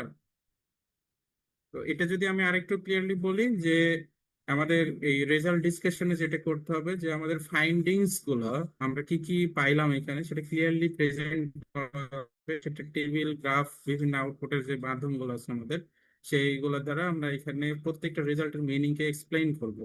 দেন আমরা যেটা করতে পারি যে আমাদের এই সিস্টেমের পারফরমেন্স বিভিন্ন মেট্রিক দ্বারা ইভালুয়েট করব। সেটা হতে পারে রেসপন্স টাইম, হতে পারে এফিসিয়েন্ট কিনা, দেন আমাদের অ্যাকুরেসি প্রেসিশন, বিভিন্ন আমাদের এই মেট্রিক গুলো হতে পারে এবং এক্সিস্টিং যে সব মেথড বা সিস্টেম আছে তার সাথে কম্পেয়ার করে আমাদের এটার ইমপ্রুভমেন্ট অথবা ডিফারেন্স আমরা এখানে দেখাবো। তারপরে আমরা এখানে যেটা দেখাবো যে আমাদের যেসব ইনিশিয়াল অবজেক্টিভ ছিল সেটা কতটুকু অ্যাচিভ করতে পারছি সেটা আমরা এখানে ডিসকাস করব। তার সাথে সাথে আমাদের যে সিস্টেমটা প্রপোজ করছি এই সিস্টেমের স্ট্রেংথ কি অথবা আমার এই সিস্টেম এর লিমিটেশন কি সেটা আমরা এখানে উল্লেখ উল্লেখ করব। তার কারণ আমরা যতই আমরা নিজেরা সিস্টেম ডেভেলপ করি না কেন প্রত্যেকটা সিস্টেমেরই লিমিটেশন থাকে, সেই লিমিটেশন গুলো ফাইন্ড আউট করে আমরা এটা বলবো। তো আশা করি এটা আমরা বুঝতে পারছি। তো ফাইনালি আমরা এখানে যেটা অ্যাকচুয়ালি বলবো যে রেজাল্টের অ্যানালিসিস মিলে যে সিস্টেম আমার কতটা ইফেক্টিভ বা রিলায়েবল এবং এটা আমাদের প্র্যাকটিক্যাল ইউজ করার জন্য কতটুকু সুইটেবল সেইটা আমরা এখানে রেজাল্ট এন্ড ডিসকাশন সেকশনে আমরা এখানে বলবো। সবাই কি ক্লিয়ার?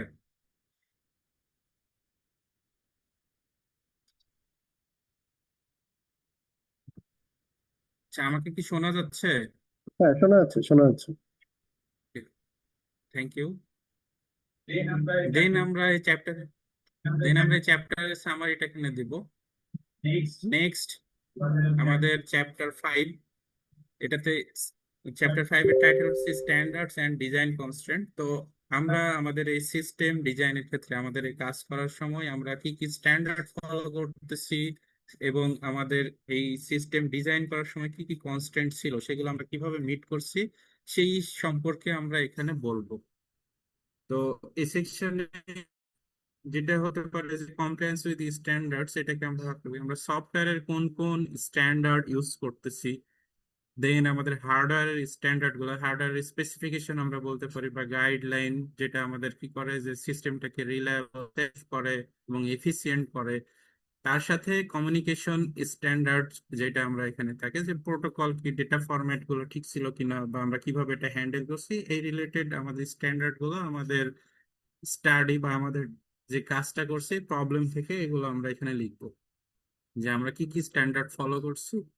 দেন আমাদের যেটা থাকে কনস্ট্যান্ট এন্ড লিমিটেশন। তো প্র্যাকটিক্যালি আমরা যখন কাজ করি তখন বিভিন্ন রকমের কনস্ট্যান্ট আমাদের থাকে।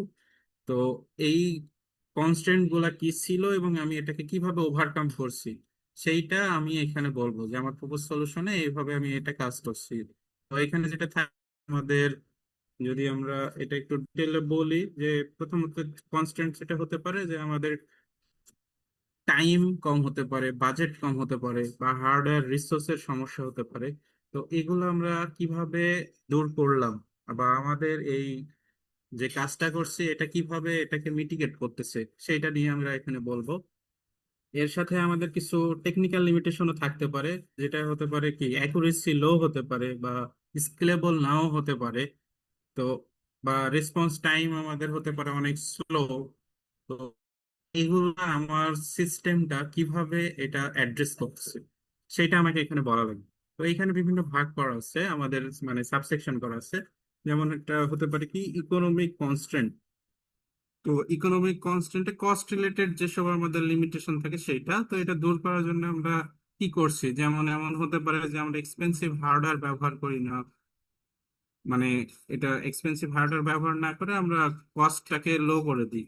আবার অনেক সময় এমন হয় যে ওপেন সোর্স টুলস গুলো আমরা ইউজ করি। তারপরে আমাদের মেনটেনেন্স কস্ট মিনিমাইজ করার জন্য আমরা কি কাজ করি সেই জিনিসগুলো এখানে আমরা আলোচনা করব, যেন আমাদের সিস্টেমটা কস্ট ইফেক্টিভ হয়। মানে কস্ট কমানোর জন্য আমরা কি কি কাজ করতেছি সেইটা আমাদের ইকোনমিক কনস্ট্যান্টের একটা অংশ। দেন আমাদের আরেকটা আমাদের এখানে কনস্ট্যান্ট হচ্ছে এনভায়রনমেন্টাল কনস্ট্যান্ট। তো আমরা কাজ করার সময় আমাদের কাজটা কিভাবে এফেক্ট করছে এনভায়রনমেন্টকে, সেটা যে আমরা কিভাবে এটা এনার্জি কনজাম করি বা হিট জেনারেশন কিভাবে কমাই বা কার্বন ইমিশনটা কিভাবে আমাদের ইফেক্ট করতেছে সেগুলো এখানে ডিসকাস করা লাগবে আমাকে। যে আমরা ইউজ করি হাই কম্পিটিশন সিস্টেমের বেশি পাওয়ার ব্যবহার করি আমরা, তো যেটা আমাদের কি করতে পারে যে এনার্জি কনজাম করে বা হিট জেনারেট করে কার্বন ইমিশন করতে পারে। তো এটা দূর করার জন্য অপটিমাইজড মডেল অনেক ইউজ করি বা লো পাওয়ার সিস্টেম ডিজাইন করি যেটা সাস্টেনেবল হয় আমাদের জন্য। তো এই এনভায়রনমেন্টাল কনস্ট্যান্ট গুলো এখানে লেখা লাগবে। ডক্টর স্যার আরেকবার একটু পজ দিতে হবে প্লিজ, ইলেকট্রিসিটি চলে গেছে। ওকে,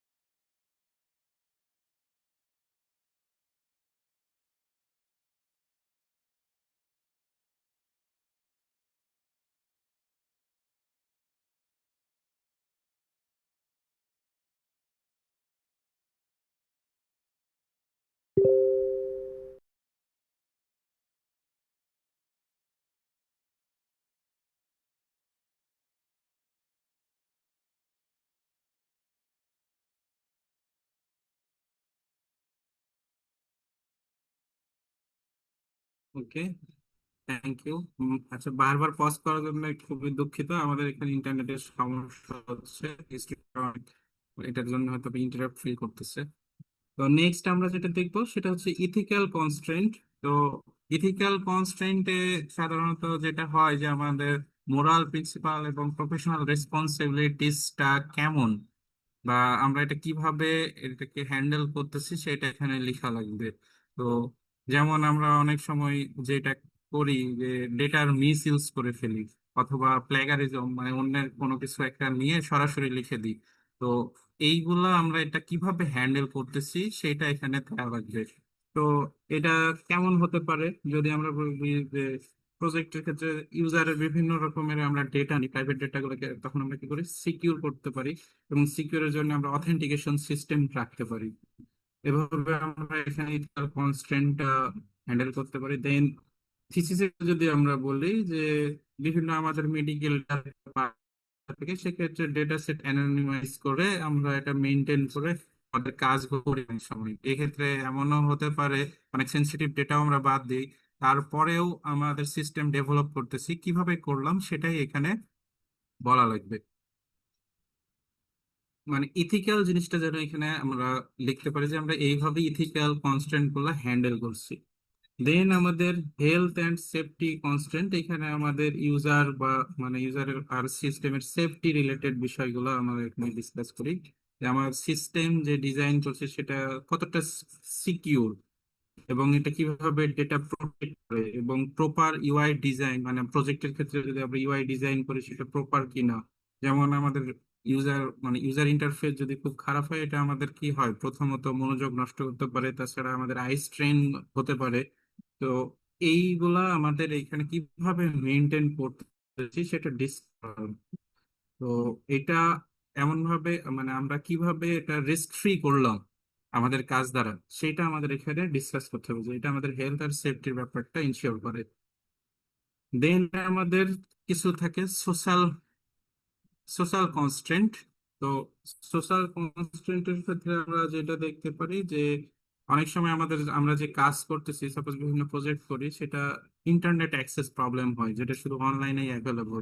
তো এটার ক্ষেত্রে আমরা কিভাবে সাপোর্ট দিতে পারি, বা বিভিন্নভাবে অ্যাক্সেসেবল ইস্যু হয় যখন লোড বেশি হয়, সেটার ক্ষেত্রে আমরা কিভাবে সাপোর্টটা দিচ্ছি। তো এই জিনিসগুলো এটা বলতে পারি। আবার অনেক সময় ল্যাঙ্গুয়েজ ব্যারিয়ার হয়, সেক্ষেত্রে যদি আমরা আমাদের ইউজার ফ্রেন্ডলি ল্যাঙ্গুয়েজটা দিতে পারি, বা আমাদের হায়ার ব্যান্ডউইথ থেকে লোয়ার ব্যান্ডউইথ যদি এখানে ইনক্লুড করতে পারি, তখন আমাদের এই এই বিষয়গুলো remove করা সম্ভব। তো আমাদের এই স্টাডি আমরা যে কাজটা করছি সেটা কিভাবে এই কনস্ট্যান্টটা হ্যান্ডেল করছে সেটা আমরা এখানে ডিসকাস করব। ওকে, দেন আমাদের নেক্সট টার্ম হচ্ছে সাস্টেনেবিলিটি। তো সাস্টেনেবিলিটি অ্যাকচুয়ালি যেটা বলে যে আমাদের লং টার্মের ইউজের ক্ষেত্রে আমাদের এই কাজটা কিভাবে মানে ইফেক্টিভ হবে, বা আমাদের এটা এনভায়রনমেন্টাল বা ইকোনমিক বা সোশ্যাল ব্যালেন্স ইনশিওর করে কিনা, কিভাবে ইনশিওর করতেছে সেটা আমাকে এখানে বলা লাগবে। তো আমরা এটা বলতে পারি যে আমরা বিভিন্ন এফিসিয়েন্ট কোড অথবা স্কেলেবল ডিজাইন বা কম্পোনেন্ট গুলা ইউজ করে, আবার এমন হতে পারে যে আমরা যেসব রিসোর্স ইউজ করছি সেটা কনজাম্পশনটা অনেক কম, এনার্জি কনজাম্পশন অনেক কম, যেটা আমাদের সাস্টেনেবিলিটি প্রোভাইড করে।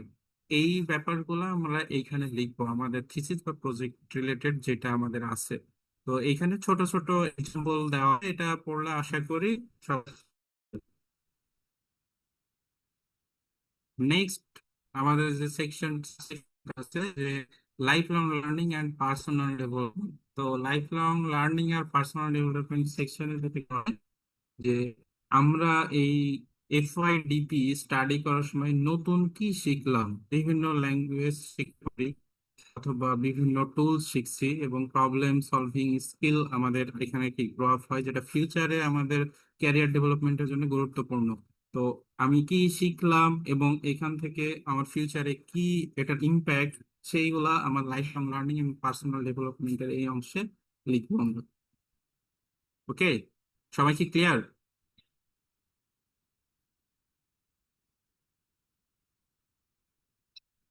তো নেক্সট সেকশন যেটা আমাদের, এটা আমাদের দেওয়া লাগবে, এটা একটু চিন্তা ভাবনা করে দেবো। এটা মানে এমনি এমনি আমরা অনেকে দিয়ে ফেলি, কিন্তু এটা অবশ্যই একটু অ্যানালাইসিস করে দেবো, যে কস্ট অ্যানালাইসিস। তো কস্ট অ্যানালাইসিস বলতে আমরা কি বুঝতেছি, যে আমরা যে কাজটা করছি, প্রজেক্ট করি বা থিসিস করি, তো এটা ডেভেলপ এবং ইমপ্লিমেন্ট করার জন্য কতটুকু খরচ হচ্ছে, আমার কস্ট কতটুকু, এবং এই কস্টের এগেনস্টে আমি কি কি বেনিফিট পাচ্ছি তা অবশ্যই আমাকে এখানে কি করা লাগবে, অ্যানালাইসিস করা লাগবে। তো এটার জন্য যেটা হতে পারে কি, যে আমার টোটাল ডেভেলপমেন্ট কস্ট কতটুকু, এবং আমরা এটা বলতে পারি যে অল্টারনেটিভ হায়ার বাজেটের কি কি ছিল যেটা আমরা ইউজ করিনি বাট এখন এটা ইউজ করলাম, এটা আমরা এখানে দেখাতে পারি। এবং পুরো সিস্টেমটা ডেভেলপ করার জন্য যে কস্টটা হচ্ছে সেটার একটা ব্রেকডাউন দেব। এবং আমাদের বেনিফিটে আমরা তো এখনো পাই নাই, আমরা দেখাবো যে এক্সপেক্টেড বেনিফিটটা কি এবং এটা কিভাবে হতে পারে, তার সাথে কস্টের একটা কম্প্যারিজন দেখাবো। ফাইনালি আমরা জাস্টিফাই করব যে আমাদের যে সিস্টেম ডেভেলপ করছি, সেটা থিসিস বা প্রজেক্ট যেটাই হোক, যে আমরা যেটা ডেভেলপ করছি সেটা কস্ট ইফেক্টিভ কিনা, সেইটার একটা কম্প্যারিজন এই কস্ট অ্যানালিসিসের এখানে থাকবে। এটা কি বুঝতে পারছি সবাই? আমাদের অ্যানালাইসিস করে লাস্টে বলতে হবে যে আমাদের যে সিস্টেম এটা আসলে ইকোনমিক্যালি ফিজিবল কিনা বা জাস্টিফাই করে কিনা, সেটা আমাদের এখানে বলা হবে। তো এই রিলেটেডও প্রত্যেকটা সেকশনেই একটা ছোট ছোট এক্সাম্পল দেওয়া আছে, এটা দেখলে আমার মনে হয় কারো আর কোনো সমস্যা থাকবে না। ঠিক আছে, সবাই কি ক্লিয়ার? ওকে, জি স্যার। নেক্সট সেকশন হচ্ছে আমাদের কমপ্লেক্স ইঞ্জিনিয়ারিং প্রবলেম। এটা আমাদের একটা মানে চ্যালেঞ্জিং পার্ট বলা যায়, এটা আমরা অনেকে বুঝি না, বুঝতে খুবই সমস্যা হয়। তো কমপ্লেক্স ইঞ্জিনিয়ারিং প্রবলেম, তো আমরা এটা যেটা ডিজাইন করছিলাম যে কমপ্লেক্স ইঞ্জিনিয়ারিং প্রবলেম বলতে আসলে কি বুঝি, যে কোন একটা প্রবলেম যার মাল্টিপল সলিউশন থাকতে পারে, আমরা যদি শর্টে বলি সেটাই হচ্ছে কমপ্লেক্স ইঞ্জিনিয়ারিং প্রবলেম। এটা কোনো সিম্পল বা রুটিন ওয়ার্ক না। এইটা এই কমপ্লেক্স ইঞ্জিনিয়ারিং প্রবলেমের জন্য মানে যদি আমরা সলভ করতে যাই, সেখানে আমাদের যেটা দরকার সেটা হচ্ছে অ্যাডভান্স নলেজের প্রয়োজন হয়, মাল্টিপল কনস্ট্রেন্ট আমাদের মিট করতে হয়, দেন ডিপ অ্যানালাইসিস প্রয়োজন হয়। তো একটা প্রবলেম কমপ্লেক্স ইঞ্জিনিয়ারিং প্রবলেম হওয়ার জন্য আমাদের কিছু রুলস আছে যেটা বায়েট বা ওয়াশিং অ্যাকর্ড অনুযায়ী থাকে, যে আমাদের কিছু ওয়াশিংটন অ্যাকর্ড অনুযায়ী কিছু প্রবলেম, মিনিমাম 3টা আমাদের প্রবলেম এখানে আমাদের এটা কি স্টেটমেন্ট দেয়া থাকে, সেটা আমাদের এটা ফিল আপ করা লাগে। তো আমরা যেটা ম্যাপ করছিলাম যে WP1, WP2 আর WP3 এটা সবারটাতেই প্রয়োজন হবে, এবং এটা যদি আমরা সবাই ইউজ করি, এটা ইউজ করা লাগে, তখন আমাদের যে স্টাডিটা করছি সেটা অবশ্যই কমপ্লেক্স প্রবলেম হয়ে যাবে। এর জন্য প্রথমে যেটা হতে পারে যে আমাদের এখানে জাস্টিফিকেশন দেয়া লাগে, এটা আমরা অনেকেই জানি বা আমরা এর আগে ডিফেন্স দিয়েছি। তো এটা কি হয় যে প্রথমে যদি বলি WP1, এখানে হচ্ছে ডেপথ অফ নলেজ রিকোয়ার্ড। তো আমরা যখন একটা মানে থিসিস করি তখন সাধারণত যেমন হতে পারে মেশিন লার্নিং বা ডিপ লার্নিং আর্কিটেকচার সম্পর্কে জানা লাগে, ডেটা প্রসেসিং সম্পর্কে আমাদের অ্যাডভান্স নলেজ প্রয়োজন হয়, যা আবার বেসিক প্রোগ্রামিং যেটা আমরা শিখছি তার বাইরে কিন্তু এগুলো প্রয়োজন হয়। এজন্য আমাদের ডেপ নলেজ ছাড়া এটা কি সলভ করা পসিবল না।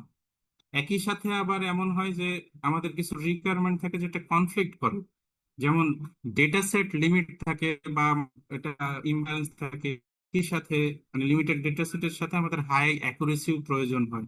আবার আমাদের দেখি যে কম্পিউটেশনাল কস্ট কমানো লাগবে, তার সাথে পারফরমেন্স বেটার করা লাগে। তো লাইট ওয়েট মডেল যখন দিই তখন পারফরমেন্স হাই রাখা একটু টাফ হয়ে যায়, তো এটাও আমাদের কি হ্যান্ডেল করতে হয়। তো এটা হচ্ছে আমাদের বিভিন্ন কনফ্লিক্টিং রিকোয়ারমেন্ট, এইটা আমরা পাস করি তখন এটা আমরা সলভ করে ফেলি। ঠিক একইভাবে আমাদের কাজ করলাম, দেন আমাদের এটার জন্য কি ডেপথ অফ অ্যানালাইসিস রিকোয়ারমেন্টটা প্রয়োজন, আমরা অ্যানালাইসিস কতটুকু করতেছি।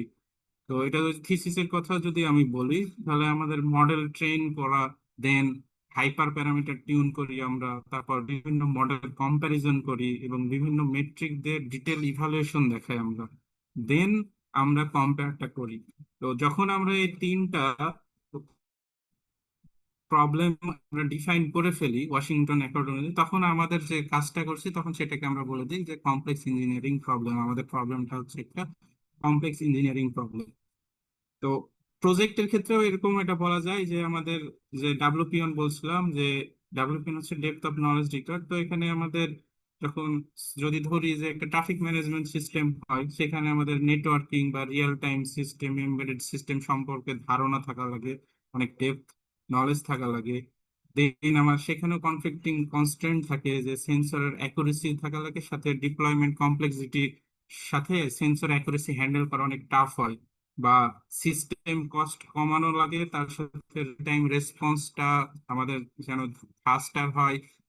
এইটা আমাদের একটা কনফ্লিক্টিং রিকোয়ারমেন্ট, মানে একটা কমানোর পরে আরেকটা বেটার করা খুব টাফ হয়। তো এটা আমরা কিভাবে হ্যান্ডেল করতেছি আমাদের কাজে, সেটা আমাদের এখানে ডিসকাস করা হচ্ছে। দেন নেক্সট যে টার্ম আছে আমাদের, সেটা হচ্ছে, আচ্ছা এখানে একটা জিনিস মেনশন করি, এখানে টেবিলে যেটা দেওয়া আছে যে ডাব্লিউপি, আচ্ছা টেবিল এখানে শুধু P1 আছে, এখানে শুধু P1 না হয় এটা WP1 হবে। ওকে, এটা আমি কারেক্ট করে দিব, সমস্যা নাই। তো এইখানে যে তিনটা টিক দেওয়া আছে, এই তিনটার বাইরে বাকিগুলো হবে না, এটা আমাদের কারিকুলামে ডিজাইন করা আছে। তো সবাই আমরা যখন প্রিপেয়ার করব এই তিনটা প্রবলেম যে আমরা সলভ করতেছি আমাদের স্টাডিতে, সেইটার জাস্টিফিকেশন দিব। ওকে,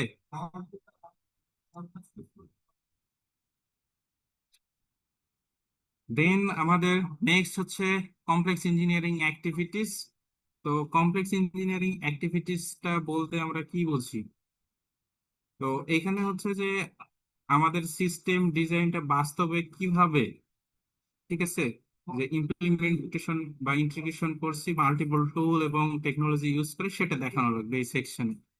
তো এইটার জন্য আমাদের মিনিমাম দুইটা রিকোয়ারমেন্ট ফিল আপ করা লাগে। যে ইঞ্জিনিয়ারিং অ্যাক্টিভিটিস ওয়ান হচ্ছে range of resource and techniques, যে আমরা কি কি রিসোর্স এবং টেকনিক এখানে ব্যবহার করে এটা ডেভেলপ করতেছি। যেমন এটা হতে পারে কি, যে পাইথন, আমাদের টেনসর ফ্লো, ফাইটর্স, নামপাই, ওপেনসিপি, বিভিন্ন প্রসেসিং টেকনিক হতে পারে। বা আমরা যদি প্রজেক্টের ক্ষেত্রে চিন্তা করি, আরডুইনো, সেন্সর বা ব্লুটুথ কমিউনিকেশন, এসব দরকার হয় বিভিন্ন রিসোর্স। আর যদি আমরা আরেকটা অ্যাক্টিভিটিস দেখি, E2, যেটা আমরা ম্যাপ করছি, ইন্টারাকশন অ্যান্ড ইন্টিগ্রেশন। তো এইখানে কিভাবে আমরা ইন্টিগ্রেট করলাম এবং এগুলা ইন্টারেক্ট করলাম, তার একটা কমপ্লিট পাইপলাইন তৈরি করা যায়। যে কি, যে ডেটা সেট কালেক্ট করছি, দেন আমরা প্রিপ্রসেস করতেছি, তারপরে মডেল ট্রেন করে ইভালুয়েশন, দেন আউটপুট। তো এটা কিভাবে কাজ করতেছে ইন্টিগ্রেট করে আমরা এটা দেখাই। তো এখান থেকে আমরা বলতে পারি যে আমাদের এই অ্যাক্টিভিটিস, সরি, আমাদের এই যে প্রবলেম, মানে আমরা যেটা নিয়ে কাজ করতেছি, এটা কমপ্লেক্স ইঞ্জিনিয়ারিং অ্যাক্টিভিটিস এর অংশ। তো আমাদের কাজ হচ্ছে এই দুইটা অ্যাক্টিভিটিস কে জাস্টিফাই করা আমাদের কাজ দ্বারা, যে আমাদের এই প্রজেক্ট বা আমাদের এই থিসিস এই কাজগুলো ডেলিভার করে বা এটা এটা ইউজ করতেছে। বোঝা গেছে কি সবার? স্যার আমি একটু কথা বলতে চাচ্ছিলাম। ওকে ওকে। আচ্ছা, এখানে স্টুডেন্টদের অ্যাটেনশন নিচ্ছি আমি, টিচারদের তো বটেই। সেটা হচ্ছে এই যে বেইটের রিকোয়ারমেন্ট যেটা আছে আমাদের, সেটা হচ্ছে ইঞ্জিনিয়ারিং ডিগ্রির জন্য আমরা যে প্রবলেম গুলো সলভ করব, সরি আমরা তো প্রবলেম সলভিং করি তাই না, কিন্তু আমাদের প্রবলেমটার নেচার হতে হবে হচ্ছে কমপ্লেক্স ইঞ্জিনিয়ারিং টাইপ। মানে যে কোনো প্রবলেম সলভ করলে হবে না, যে কোনো ধরনের প্রবলেম সলভ যদি করি সেটা আমাদের ডিগ্রির সাথে কমপ্লাই করবে না, বা এটা বেইট অ্যাক্রিডিটেড করবে না, তারা স্বীকৃতি দিবে না যে এটার কাজ হয়েছে। তো এখন একটা প্রবলেম কমপ্লেক্স ইঞ্জিনিয়ারিং কি না, সেটার জন্য তারা কিছু প্রপার্টি বলে দিয়েছে, যে এই প্রপার্টি গুলো যদি থাকে তাহলে সেটা কমপ্লেক্স ইঞ্জিনিয়ারিং প্রবলেম। এরকম 7টা প্রপার্টি বোধহয় আছে, 7টা বা কয়, 7টা বোধহয়, হ্যাঁ 7টা প্রপার্টি আছে, WP1, WP2, WP3। তো শর্ত হচ্ছে এই 7টা প্রপার্টির মধ্যে কমপক্ষে 3টা কমপ্লাই করতে হবে। এটা একটা টাইপ, তাই না? যেমন মনে করো যে আমরা যদি বলি যে ভালো স্টুডেন্ট মানে কি, ভালো স্টুডেন্ট মানে যদি আমরা ডিফাইন করে দিই, তাকে ইংরেজিতে ভালো হতে হবে, অঙ্কে ভালো হতে হবে, ফিজিক্সে ভালো হতে হবে, আবার বাংলাতে ভালো হতে হবে, আরো কিছু আছে, কিন্তু কমপক্ষে 3টাতে ভালো হতে হবে। এরকম যদি সে ভালো হতে পারে তাহলে তাকে একটা ভালো স্টুডেন্ট বলবো। তো এই প্রবলেম গুলোরও কিছু প্রপার্টি বলে দিতে, 7টা প্রপার্টি। এই 7টা প্রপার্টির মধ্যে যে কোনো 3টা যদি থাকে, প্রথমটা সহ আর কি, আরো 2টা, এই প্রপার্টি গুলো বা অ্যাট্রিবিউটস গুলো যদি কোন প্রবলেমের নেচারের অংশ হয়, তাহলে সেই প্রবলেমটাকে বলা হবে একটা কমপ্লেক্স ইঞ্জিনিয়ারিং প্রবলেম। তাহলে আমরা থিসিস করি অথবা প্রজেক্ট করি, থিসিস করি অথবা প্রজেক্ট করি, এই সবগুলোই কমপ্লেক্স ইঞ্জিনিয়ারিং টাইপ হতে হবে। এটা অন্য কোনো প্রবলেম হলে হবে না। এইটা প্রবলেমটা কমপ্লেক্স ইঞ্জিনিয়ারিং কি না এইটা আমাদেরকে প্রুভ করে থিসিস পেপারে দেখাতে হবে। যদি দেখাতে না পারি তাহলে এটা একটা রিসার্চ হবে, কোনো সন্দেহ নাই। হ্যাঁ, রিসার্চ অনেক ধরনের হয়, এটা একটা গুড রিসার্চ ওয়ার্ক হতে পারে, অনেক ভালো কাজ হতে পারে, কিন্তু এটাকে ইঞ্জিনিয়ারিং প্রবলেম হিসাবে পেট বিবেচনা করবে না। বোঝা গেছে ছাত্ররা, স্টুডেন্টরা, কথাটা বোঝা গেছে? এই কারণে মুক্তা স্যার বলতেছেন যে যে কাজটা করব এইখানে যে আমরা তিনটা নিয়ে কথা বলছি, 1 2 3 5 6 4 5 6 আরো কমপ্লেক্স, ওটা খুব অ্যাডভান্স লেভেলের প্রপার্টি, ওই প্রপার্টি আমরা হয়তো অ্যাচিভ করতে পারবো না। সেজন্য আমরা সবসময় প্রথম তিনটাই চেষ্টা করব। এটাও যে খুব সহজ তা না, তো ওইটা মোটামুটি ঘুরিয়ে ফিরিয়ে একটা জায়গায় যাওয়া সম্ভব আর কি। তো এই তিনটা আমাদেরকে আবার প্রমাণ করে দেখাতে হবে। যেমন ডেপ নলেজ কি আছে? হ্যাঁ আছে। আমি কি এটা শুধু ওহমস এর সূত্র দিয়ে সলভ করছি? শুধু যদি ওহমস এর সূত্র দিয়ে সলভ করি তাহলে এটা কোনো কমপ্লেক্স ইঞ্জিনিয়ারিং প্রবলেম হলো না।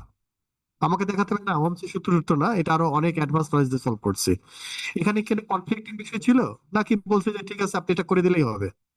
না, করে দিলে হবে না, এইটাকে এই সময় করতে হবে, এইটুকু জায়গার মধ্যে করতে হবে, অনেক কিছু বলেছিল। আমার হাতে অনেকগুলো অপশনও ছিল, আমি অপশনগুলোর মধ্যে বেস্ট এটা নিয়েছি। এবং বেস্ট কেন নিয়েছি এসব চিন্তা ভাবনা করে নিয়েছি। এই টাইপের প্রপার্টি গুলো যদি প্রুভ করতে না পারি তাহলে এটা কমপ্লেক্স ইঞ্জিনিয়ারিং হবে না। তাহলে তোমরা যারা রিসার্চ করছো অথবা যারা প্রজেক্ট করছো সব ক্ষেত্রে দেখাতে হবে আমি একটা ইসিজি সিগন্যাল নিয়ে কাজ করছি, আমি একটা বায়োইনফরমেটিক্স এর কাজ করছি, একটা ইইজি সিগন্যাল নিয়ে কাজ করছি, হোয়াট এভার ইট ইজ। এইটা একটা এই প্রবলেমটা টাইপ কমপ্লেক্স ইঞ্জিনিয়ারিং, এইটা প্রুভ করতে হবে।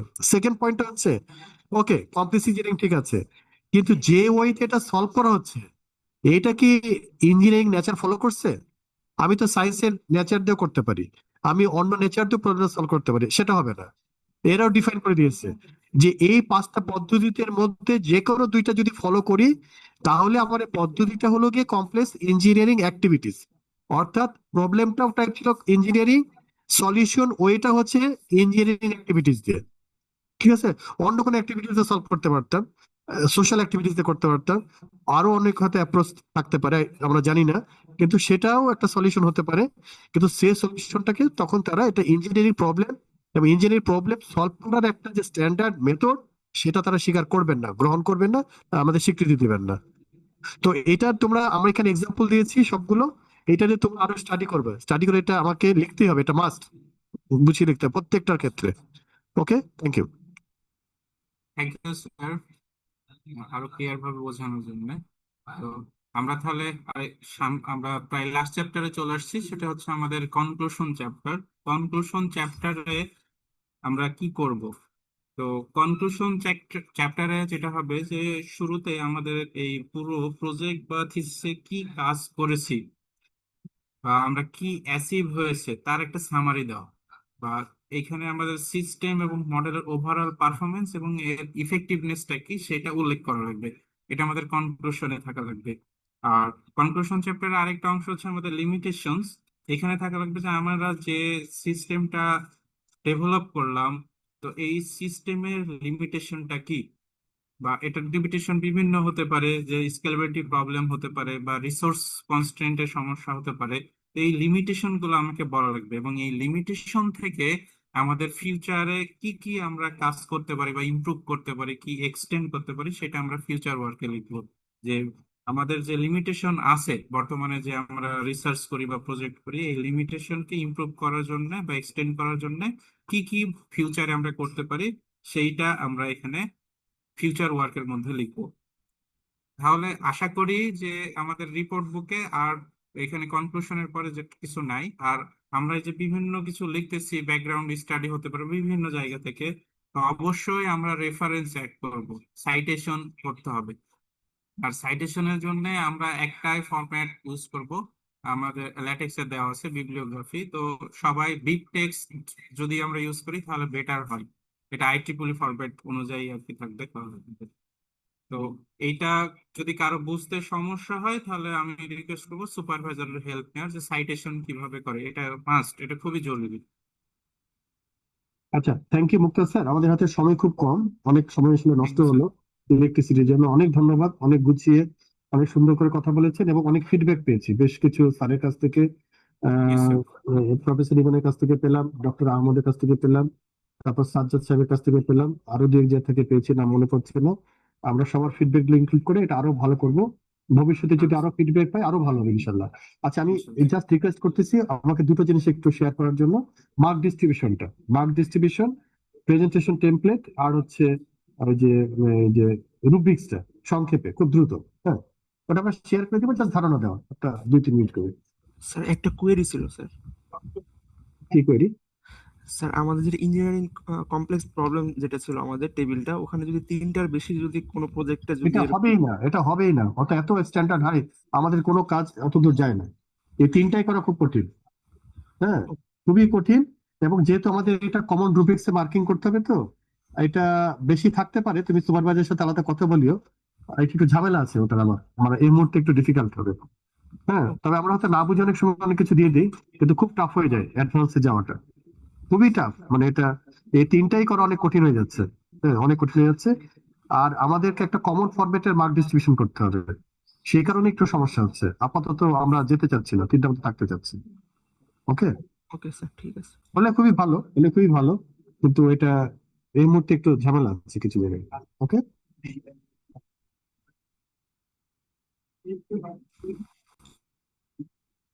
স্লাইডটা এখানে জাস্ট দিয়ে দিই, জাস্ট সংক্ষেপে বলে দিলে হবে। তারপর নাম্বার ডিস্ট্রিবিউশন আর রুব্রিক্সটা মানে হচ্ছে যে কোনটার জন্য আচ্ছা, এখানে, হ্যাঁ, এই যে এখানে।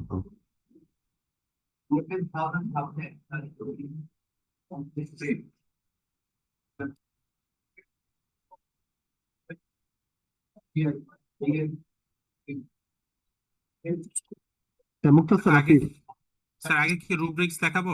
আগে রুব্রিক্সটা দেখে নাও, ভালো। হ্যাঁ, আচ্ছা, রুব্রিক্স দেখানোর আগে বোধহয় উপরটা দেখিয়ে নেই, নাম্বারটা, কারণ এখানে এটা বুঝতে অসুবিধা হবে। প্রথমে ওই যে ফাইনাল ফেজ। ওকে, হ্যাঁ, এটা হচ্ছে আমাদের ফাইনাল ফেজে।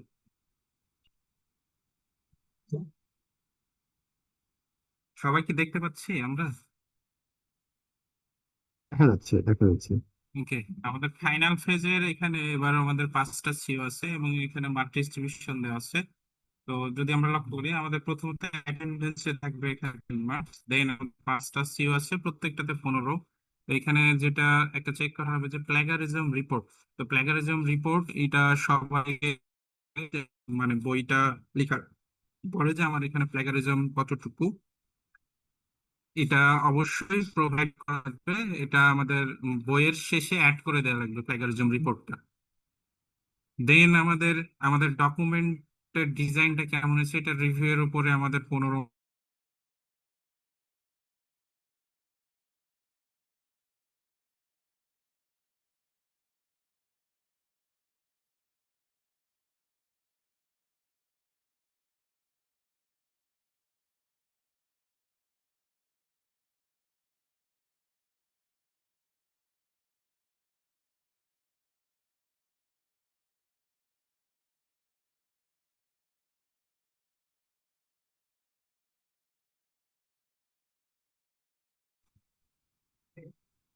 হ্যালো, আমার স্ক্রিন কি দেখা যাচ্ছে? হ্যাঁ স্যার, দেখা যাচ্ছে। আচ্ছা, আমি নেট কানেকশন থেকে নেট কানেকশনের জন্য বাইরে হয়ে গেছিলাম। তো যেটা বলছিলাম যে আমাদের এখানে অ্যাটেন্ডেন্সে থাকবে 10 মার্কস, দেন আমাদের প্ল্যাগারিজম রিপোর্ট প্রোভাইড করা লাগবে। প্ল্যাগারিজম রিপোর্টের উপরে 15 মার্কস থাকবে। তারপরে আমরা যে ডকুমেন্টটা লিখতেছি এইটার উপরে আমাদের 15 মার্কস থাকবে। দেন আমরা টিম ওয়ার্ক কেমন করলাম এবং টাইমলি কিভাবে কাজ করতেছি, ইভালুয়েশন যে প্ল্যানিং গুলা করেছিলাম সেটা ঠিক মতো হচ্ছে কিনা, এটা যে গ্যান্ট চার্ট দিতে বললাম আমরা, এইটার উপরে বেস করে এটার 15 মার্কস থাকবে। দেন আমাদের ইভালুয়েট করা হবে যে কাজ কেমন, মানে আমরা যে কাজগুলা করছি সেটা কি অবস্থা। দেন থাকবে আরেকটা হচ্ছে যে আমাদের যে কাজটা করছি যে এটার গ্রাফিক্যাল একটা ডেমনস্ট্রেশন থাকবে, বা এটা আমাদের CO12 এটা ফিউচারে কিভাবে কাজ করে, এখানে বিভিন্ন প্রুফ থাকবে, আমরা দেখবো এটা অ্যাকচুয়ালি টিচারের এভিডেন্সটা দেখবে। তো আমাদের যদি ডকুমেন্ট ঠিক মতো প্রোভাইড করে, এগুলো সবকিছুই আমরা ইভালুয়েশনের জন্য প্রুফ গুলো পাবো। তো এগুলার উপর বেস করে আমাদের মার্কিং ডিস্ট্রিবিউশন আছে। আর ফাইনালি যেটা আরেকটা আছে সেটা হচ্ছে প্রেজেন্টেশন অ্যান্ড কোশ্চিন অ্যান্সার। তো প্রেজেন্টেশন আমি কেমন দিচ্ছি এবং কোশ্চিন অ্যান্সার কতটুকু করছি, এইটার উপর বেস করে 15 মার্কস থাকবে। এইটা হচ্ছে আমাদের ফাইনাল ডিফেন্সের মার্কিং ক্রাইটেরিয়া। আর এটা একটু স্টুডেন্টের বলে দিই যে ফাইনালের ক্ষেত্রে প্রত্যেকটা বোর্ডে এক্সটার্নাল থাকবে, এবং মার্ক ডিস্ট্রিবিউশনটা এরকম হবে যে সুপারভাইজার অ্যাটেন্ডেন্স সহ 60 মার্ক ইভালুয়েট করবে, 20% মার্ক ইভালুয়েট করবে এক্সটার্নাল, এবং 20% মার্ক ইভালুয়েট করবে বাকি বোর্ড মেম্বাররা। সো আমাদের বোর্ড মেম্বার এক্সটার্নাল আমার কিন্তু প্রেজেন্টেশন বা আমার এই ডকুমেন্টেশনের উপর বেস করে মার্কিং করবে, সুপারভাইজার হয়তো সম্পূর্ণ জানবো, সো আমাদের সেইভাবে প্রিপেয়ার হওয়া লাগবে। এবং এখানে কিন্তু সব ইন্ডিভিজুয়াল মার্কিং করবে, কালেকটিভ না। হ্যাঁ, হ্যাঁ, স্টুডেন্টদের একটু জানানো দরকার। সব মার্কিং কিন্তু ইন্ডিভিজুয়াল, যে সবাই মিলে বসে সিদ্ধান্ত না হলে কত দিব তা কিন্তু না। এবং বোর্ড মেম্বাররাও প্রত্যেক ইন্ডিভিজুয়ালি মার্কিং করবেন, সেটা জি শিটে মার্কিং করেন, আমরা হচ্ছে ওটা অটোমেটিক্যালি একটা জায়গায় নর্মালাইজ করা হয় কোনো একটা নাম্বারের এগেইনস্টে। সবাই ইন্ডিভিজুয়াল মার্কিং করে, কেউ কারোর সাথে কথা বলেন। ওকে, আচ্ছা নেক্সট যাই। Next please. হচ্ছে এই যে প্রেজেন্টেশনটাতে আসি। হ্যাঁ, স্লাইড গুলোতে কি কি থাকতে হবে এটা দেখলেই বুঝতে পারবে, আমরা বলে দিচ্ছি আর কি। এটা এটা মানে হচ্ছে যে এই কয়টা জিনিস থাকতেই হবে। এর সাথে যোগ করতে পারে স্লাইডের ডিজাইনটা। আমি এক্সপেক্ট করব স্লাইড গুলো যেন এআই ব্যবহার করে সুন্দর করা হয়, গতানুগতিক স্লাইড যাতে না হয়। এখন সবাই এআই ব্যবহার করে স্লাইড করছে, আমরা স্লাইড গুলো সবার স্লাইড জমা নিব। সুতরাং প্রত্যেককে যেন স্লাইড এআই ব্যবহার করে, এআই ব্যবহার করে স্লাইড গুলো যেন সুন্দর হয়। অর্ডিনারি স্লাইড আগের মতো আমরা আর গ্রহণ করবো না। ওকে, এখানে স্লাইডের কন্টেন্ট বলে দেওয়া আছে, এটা দেখানোর তেমন কিছু নাই। এটা হচ্ছে এখানে যে কি কি করতে হবে। ফাইনাল ফেজে যেটা, এটা এখন দরকার এদের মানে যারা যাদের থ্রি ফাইনাল ফেজ তাদের ডিফেন্স। জন্য, হ্যাঁ, আর যাদের টু হ্যাঁ, ফেজ হ্যাঁ, তাদের জন্য দেওয়া আছে। থ্রি ফেজ টু ফেজ দুজনের জন্য দেওয়া আছে। এখানে ফাইনাল ফেজের স্টুডেন্টরা শুধু দেখবে, যেহেতু 3 ফেজের সবাই এখানে প্রেজেন্ট আছে। টু ফেজেরও বোধহয় আছে, টু ফেজের জন্য আছে করা। স্যার 2 ফেজের স্টুডেন্টরা এখানে নাই। আজকে নাই। ও, না, এটা শুধু 8 আর 9, এটা শুধু মানে ফার্স্ট ফেজ এবং সেকেন্ড ফেজ হয়ে গেছে, এখন ফাইনাল ফেজ বাকি। আচ্ছা আচ্ছা আচ্ছা। ও, তো এইটা স্যার আমরা না আমরা আমি সেটা স্টুডেন্টদেরকে বলছি না, পুরো আমি ফাইলকে প্রোভাইড করব। ফাইলটা দিয়ে দিই। আমি সেটা বলছি না, বলছি যে যাদের হচ্ছে যে ট্রাই সেমিস্টার ছিল, যারা বাই সেমিস্টার দুজনই আছে সেটার কথা বলছি। তো যারা বাই সেমিস্টার তাদের জন্য একটা আলাদা টেবিল আছে, আর ট্রাই হ্যাঁ, ওটা সেমিস্টারের জন্য টেবিল আলাদা আছে, ওইটা হ্যাঁ, মানে এদের এই ফলো যে, করার দরকার নাই। বাই সেমিস্টার একটা ফলো করবে না যারা ট্রাই সেমিস্টার। হ্যাঁ, দুজন দুটো কিন্তু আলাদা। বাইয়ের জন্য আলাদা, ট্রাইয়ের জন্য আলাদা। লেখা আছে উপরে, এটা কোনটা দেখো তো। এটা তো এটা স্যার ট্রাই। Try semester. হ্যাঁ, আর উপরে বোধহয় বাই আছে নাকি? নিচে উপরে আছে। নিচে বাই আছে না? হ্যাঁ, আচ্ছা আচ্ছা, এই যে নিচে বাই আছে। তাহলে বাই যেটা ট্রাই যেটা, দুটো আলাদা আলাদা ফলো করবে। আচ্ছা, একটু রুব্রিক্স গুলো দেখিয়ে দিই, একটা ধারণা দিই। ডিটেলস নামগুলো ছিল ওরা দেখে নিবে, ওরা দিয়ে দিলাম রুব্রিক্স। হ্যাঁ, যেগুলো আমরা কিভাবে মার্কিং করব। সাপোজ প্লাগারিজম একটা।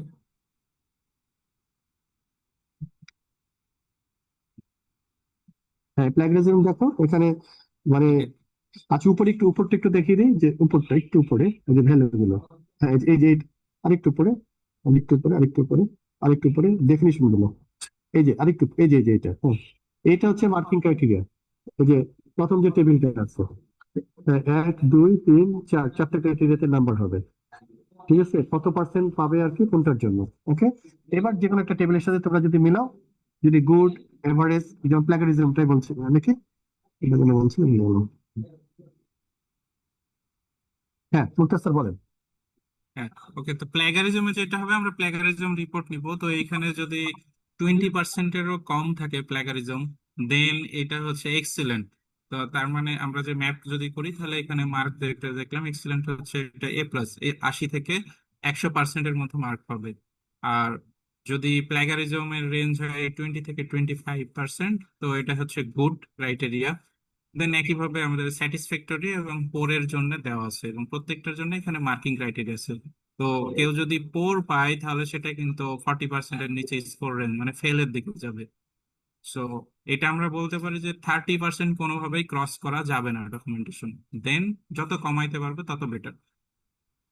মুক্তা স্যার, এখানে এখন প্লেজারিজমের চাইতে ইআই দিয়ে অনেকে লিখে আর কি। তো এখন জি বিষয় স্যার। হচ্ছে যে ইআই এর বিষয়ে কোনো নির্দেশনা আছে কিনা। কারণ ইআই দিয়ে লিখলে 0% প্লেজারিজম থাকতে পারে। এর আগে আমরা থিসিস দেখেছি যে তার থিসিসে দেখা যাচ্ছে প্লেজারিজম 0%, কিন্তু এআই দেখা যাচ্ছে যে 100%। এইটা বোধহয় যুক্ত করতে হবে, এটা মাথায় ছিল না আসলে, মানে খেয়াল এর করিনি। আগে আসলে হুম, প্লেজারিজমটাই ফ্যাক্টর হিসেবে ছিল, কিন্তু প্লেজারিজমটা এখন ছিল। প্লেজারিজমের চাইতে এআইটা ফ্যাক্টর বেশি। দেখা যাচ্ছে অনেক স্টুডেন্ট কোনো কিছু না লিখেই সরাসরি এআই দিয়ে তা ঠিক। লিখে নিতে পারে। আর হ্যাঁ এক্ষেত্রে স্যার, একটা বিষয় ছিল, সেটা হচ্ছে যদি এআই নিয়ে আমরা কথা বলি তাহলে আইথেন্টিকেট বা আমরা যে জায়গাগুলো থেকে আমাদের এইগুলো চেক করাই সেখানে স্যার এআই এর অনেক সময় পার্সেন্টেজটাও সঠিকভাবে দেখা যায় না। অনেক সময় সেটা ইনকনক্লুসিভ দিয়ে রাখে, কারণ তার ডেটাবেসে আসলে সিমিলার প্যাটার্ন গুলোই সে আর কি ডিটেক্ট করতে পারে। তো এখনো পর্যন্ত স্যার আমি নিজেও যতগুলো রিসার্চ পেপার বা আর্টিকেল বিভিন্ন জায়গার এআই চেক করতে গেছে, অনেক ইনকনক্লুসিভ রেজাল্ট এআই রিপোর্ট আসছে। তো সেগুলো যদি স্টুডেন্টদের ডিসার্টেশন গুলোতে আসে সেক্ষেত্রে আমরা কি করতে পারি এআই চেকিং এর ক্ষেত্রে? আচ্ছা, এবারের মতো থাক তাহলে, প্রফেসর ইমন বা যে উর্মি ম্যাম, কি কি আহমেদ চৈতি ম্যাম স্যার। বা আহমেদ স্যার, এবারের মতো থাক, এবারের মতো থাক, নেক্সট বার একটু চিন্তা করে দেখি কিভাবে করা যায়। আর আমি যে হ্যাঁ, প্রফেসর ইমন স্যারকে একটু অনুরোধ করবো যে একটু আমাদের ওই এইসব মানে একটু সফটওয়্যারটা সাবস্ক্রিপশনের দরকার পড়বে সিমিলারিটি চেক করার জন্য। নাহলে তো- সেটাই সেটাই আমরা আমরা চেষ্টা করছি, আমরা আশা করছি খুব তাড়াতাড়ি এটা পেয়ে যাব। আমি আবারও প্রেজেন্টার মুক্তার স্যারকে অসংখ্য ধন্যবাদ জানাচ্ছি। উনি খুবই একটা ওয়েল অর্গানাইজড একটা টক, আমার ধারণা এর মধ্যে দিয়ে ছেলেমেয়েরা অনেকটাই উপকৃত হবে। এবং আসলে এটা কোনোদিন তো একটা আলোচনার মধ্যে দিয়ে সবকিছু সমাধান হয় না। আমরা এই যে শুরুটা হলো, এটা নিশ্চয়ই একটা ভালো ইয়ে দিকে যাবে, অনেকেই অনেকভাবে চিন্তা করবেন। এবং আমরা আশা করছি যে এই যে শুরুটা হলো, এটার জন্য আমি প্রফেসর শামীম আহমেদকে ধন্যবাদ জানাই যে উনি একটা উদ্যোগ নিয়েছেন। এটা আশা করছি আমরা সামনে আরো ভালো কিছু পাবো। এখন সময় একদম শেষের তাহলে দিকে। আপাতত আমি আমার এটা থাক, আপাতত এটা থাক না স্যার, ইমন স্যার, হ্যাঁ, এটা আপাতত এখানে থাকবো। আমরা নেক্সট টাইম দেখবো। ঠিক নেক্সট আছে, টাইম আমার তো আমরা বাকি যে আমার তো নেক্সট সেমিস্টার থেকে যে দেখবো। ওকে, ইস্যুগুলো আসবে তখন আমরা সেগুলো হ্যাঁ হ্যাঁ, ফেস করলে আমরা তখন ওখান থেকে আরো হয়তো বেটার একটা ওয়ে আউট পাবো। আমি সবাইকে ধন্যবাদ জানাচ্ছি আমার পক্ষ থেকে। Thank you sir. Thank you sir. আমার মনে হয় যে মোটামুটি আমরা দেখিয়েছি। হ্যাঁ, আমার এটা শেয়ারও করে দিব ছাত্রদের কাছে, তোমরা যদি পড়ো আরো জানতে পারবে। স্যারদের কাছে শেয়ার করা থাকতেছে, ম্যামদের কাছে শেয়ার করা থাকতেছে। তো মানে আমি স্পেশাল স্যার মিটিং মানে শেষ শেষ হয়ে যাচ্ছে, আমি একটু স্যার ইন্টারাপ্ট করতে চাই। মানে স্যার একটা বিষয় মাথায় আসলো ইন্ট্রোডাকশনে। তো ইন্ট্রোডাকশনে কি টিজার ইমেজ অ্যাড করা যেতে পারে ভিজুয়ালি অ্যাপিলিং করার জন্য? আমি অনেকগুলো স্যার রিসেন্ট রিসার্চ পেপারে দেখেছি যে ইন্ট্রোডাকশনে একটা টিজার ইমেজ থাকে যেটা হোল রিসার্চটাকে রিপ্রেজেন্ট করে। হ্যাঁ হ্যাঁ হ্যাঁ, এটা এটা অনেক অনেক থেকে অনেক বেশ ভালো অনেক হতো। জার্নালের একটা ক্রাইটেরিয়াও বটে, বেশ কিছু জার্নালের জি স্যার। ক্রাইটেরিয়া। হ্যাঁ, তো এটা আপাতত থাক, কারণ আমরা ছাত্রদের তৈরি করতে পারিনি এখনো। ঠিক আছে, নেক্সট সেমিস্টার থেকে করবো। আইডিয়াটা ভালো, এটা মাথায় ছিল না। আমরা কারণ ছাত্রদেরও তো তৈরি করতে হবে একটা কিছু বলার সাথে সাথে, তাই না? আমরা সেটা করবো কি, এরপরে যেটা করবো যে তারা হচ্ছে প্রপোজালের সময় একটা আহ, মানে প্রাইমারি একটা বানিয়ে দিবে, ওইটাকে হয়তো আমরা পরবর্তীতে রেজাল্ট টেজাল্ট সহ যেটা করে আর কি আপডেট করে নেবে। দ্যাটস এ গুড আইডিয়া, এটা আমরা করবো, অবশ্যই করবো। কিন্তু এই আর 1 মাস সময় আছে, তো ছাত্রদেরকে এখন আর না দিই, নেক্সট টাইম করি, কেমন? জি স্যার, একটা একটা সময় এটা সাপেক্ষ বিষয়, ভিজুয়ালি অনেকটা অ্যাপিলিং করবে আর কি। অ্যাপিলিং করবে, এটা গুড আইডিয়া। হ্যাঁ, এর তো আইডিয়া গুলো তো দরকার, এগুলো আমার দরকার। আমরা প্রত্যেকটা ভালো ভালো আইডিয়া কিন্তু প্রয়োগ করবো, এবং নেক্সট সেমিস্টার ইনশাল্লাহ এটা করবো। এটাই হোক, মানে এই পর্যন্তই বইটা আনতে পারছি না, মানে যে বইটা এখন মুক্তার স্যার যে বললেন, এইটুকু হলেও অনেক স্যাটিসফাইড আমি আর কি। হ্যাঁ, এটাও সব ক্ষেত্রে হচ্ছে না, এটা আসুক, ধীরে ধীরে আরো করবো। ওকে, তবে ক্রিটিক্যাল যে পার্ট গুলো আছে সেটা যেন ঠিক মতো অ্যাড্রেস করা হয় সবগুলো। হ্যাঁ, তা আমরা কি শেষ করতে পারি আজকে? মানে আমি আমার বসে থাকতে অসুবিধা নাই, কিন্তু 4টা বেজে গেছে তো, অনেকে দেখছি মানে ই হয়ে যাচ্ছে। যদি শেষ, আমরা মনে হয় স্যার শেষ করতে পারি, কারো আচ্ছা যদি তো কোশ্চেন না থাকে কোনো। কোশ্চেন আজকে থাক। হ্যাঁ, তো 4টা বেজে গেল। ওকে, থ্যাংক ইউ এভরিওয়ান। তো আমরা একটু সবাই ট্রাই করব টেমপ্লেটটা ফলো করে করার, আর যতটুকু আপডেট বা যতটুকু সাজেশন আসছে আমি আপডেট করে অ্যাজ সুন অ্যাজ পসিবল সবাইকে এটা প্রোভাইড করে দেব।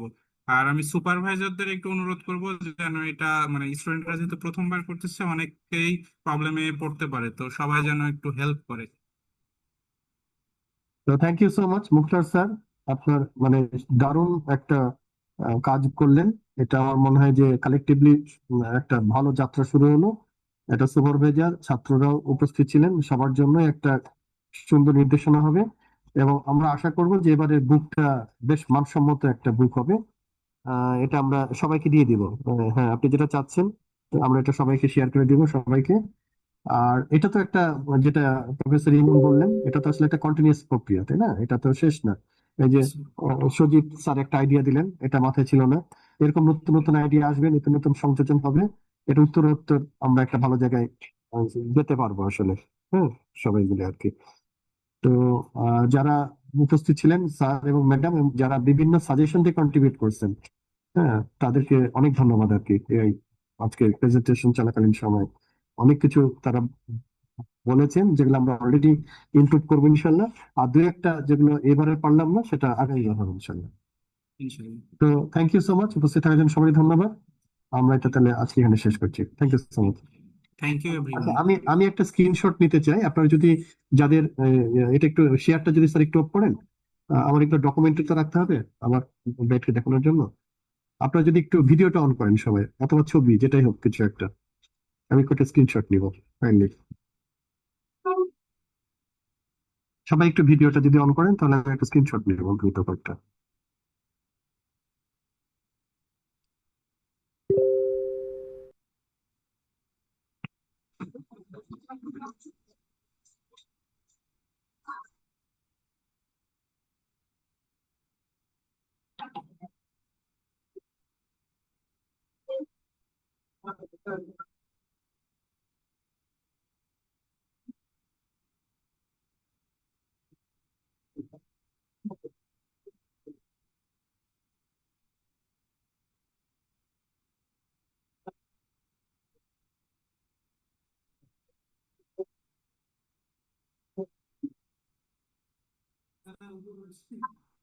ভিডিও গুলো অন করলে ভালো হতো, নাকি ছাত্রদের দেখিনি এখনো।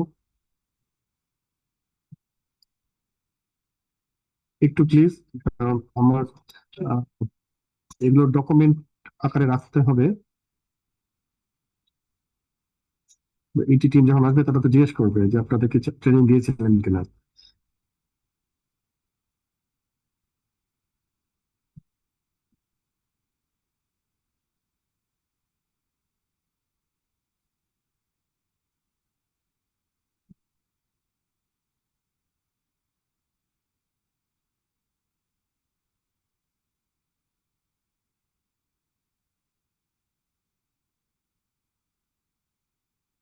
ওকে, থ্যাংক ইউ সো মাচ। হ্যাঁ, থ্যাংক ইউ এভরিওয়ান। আমরা ওকে, তাহলে এখানে শেষ করি। সালামু ওকে, আলাইকুম। আসসালামু আলাইকুম।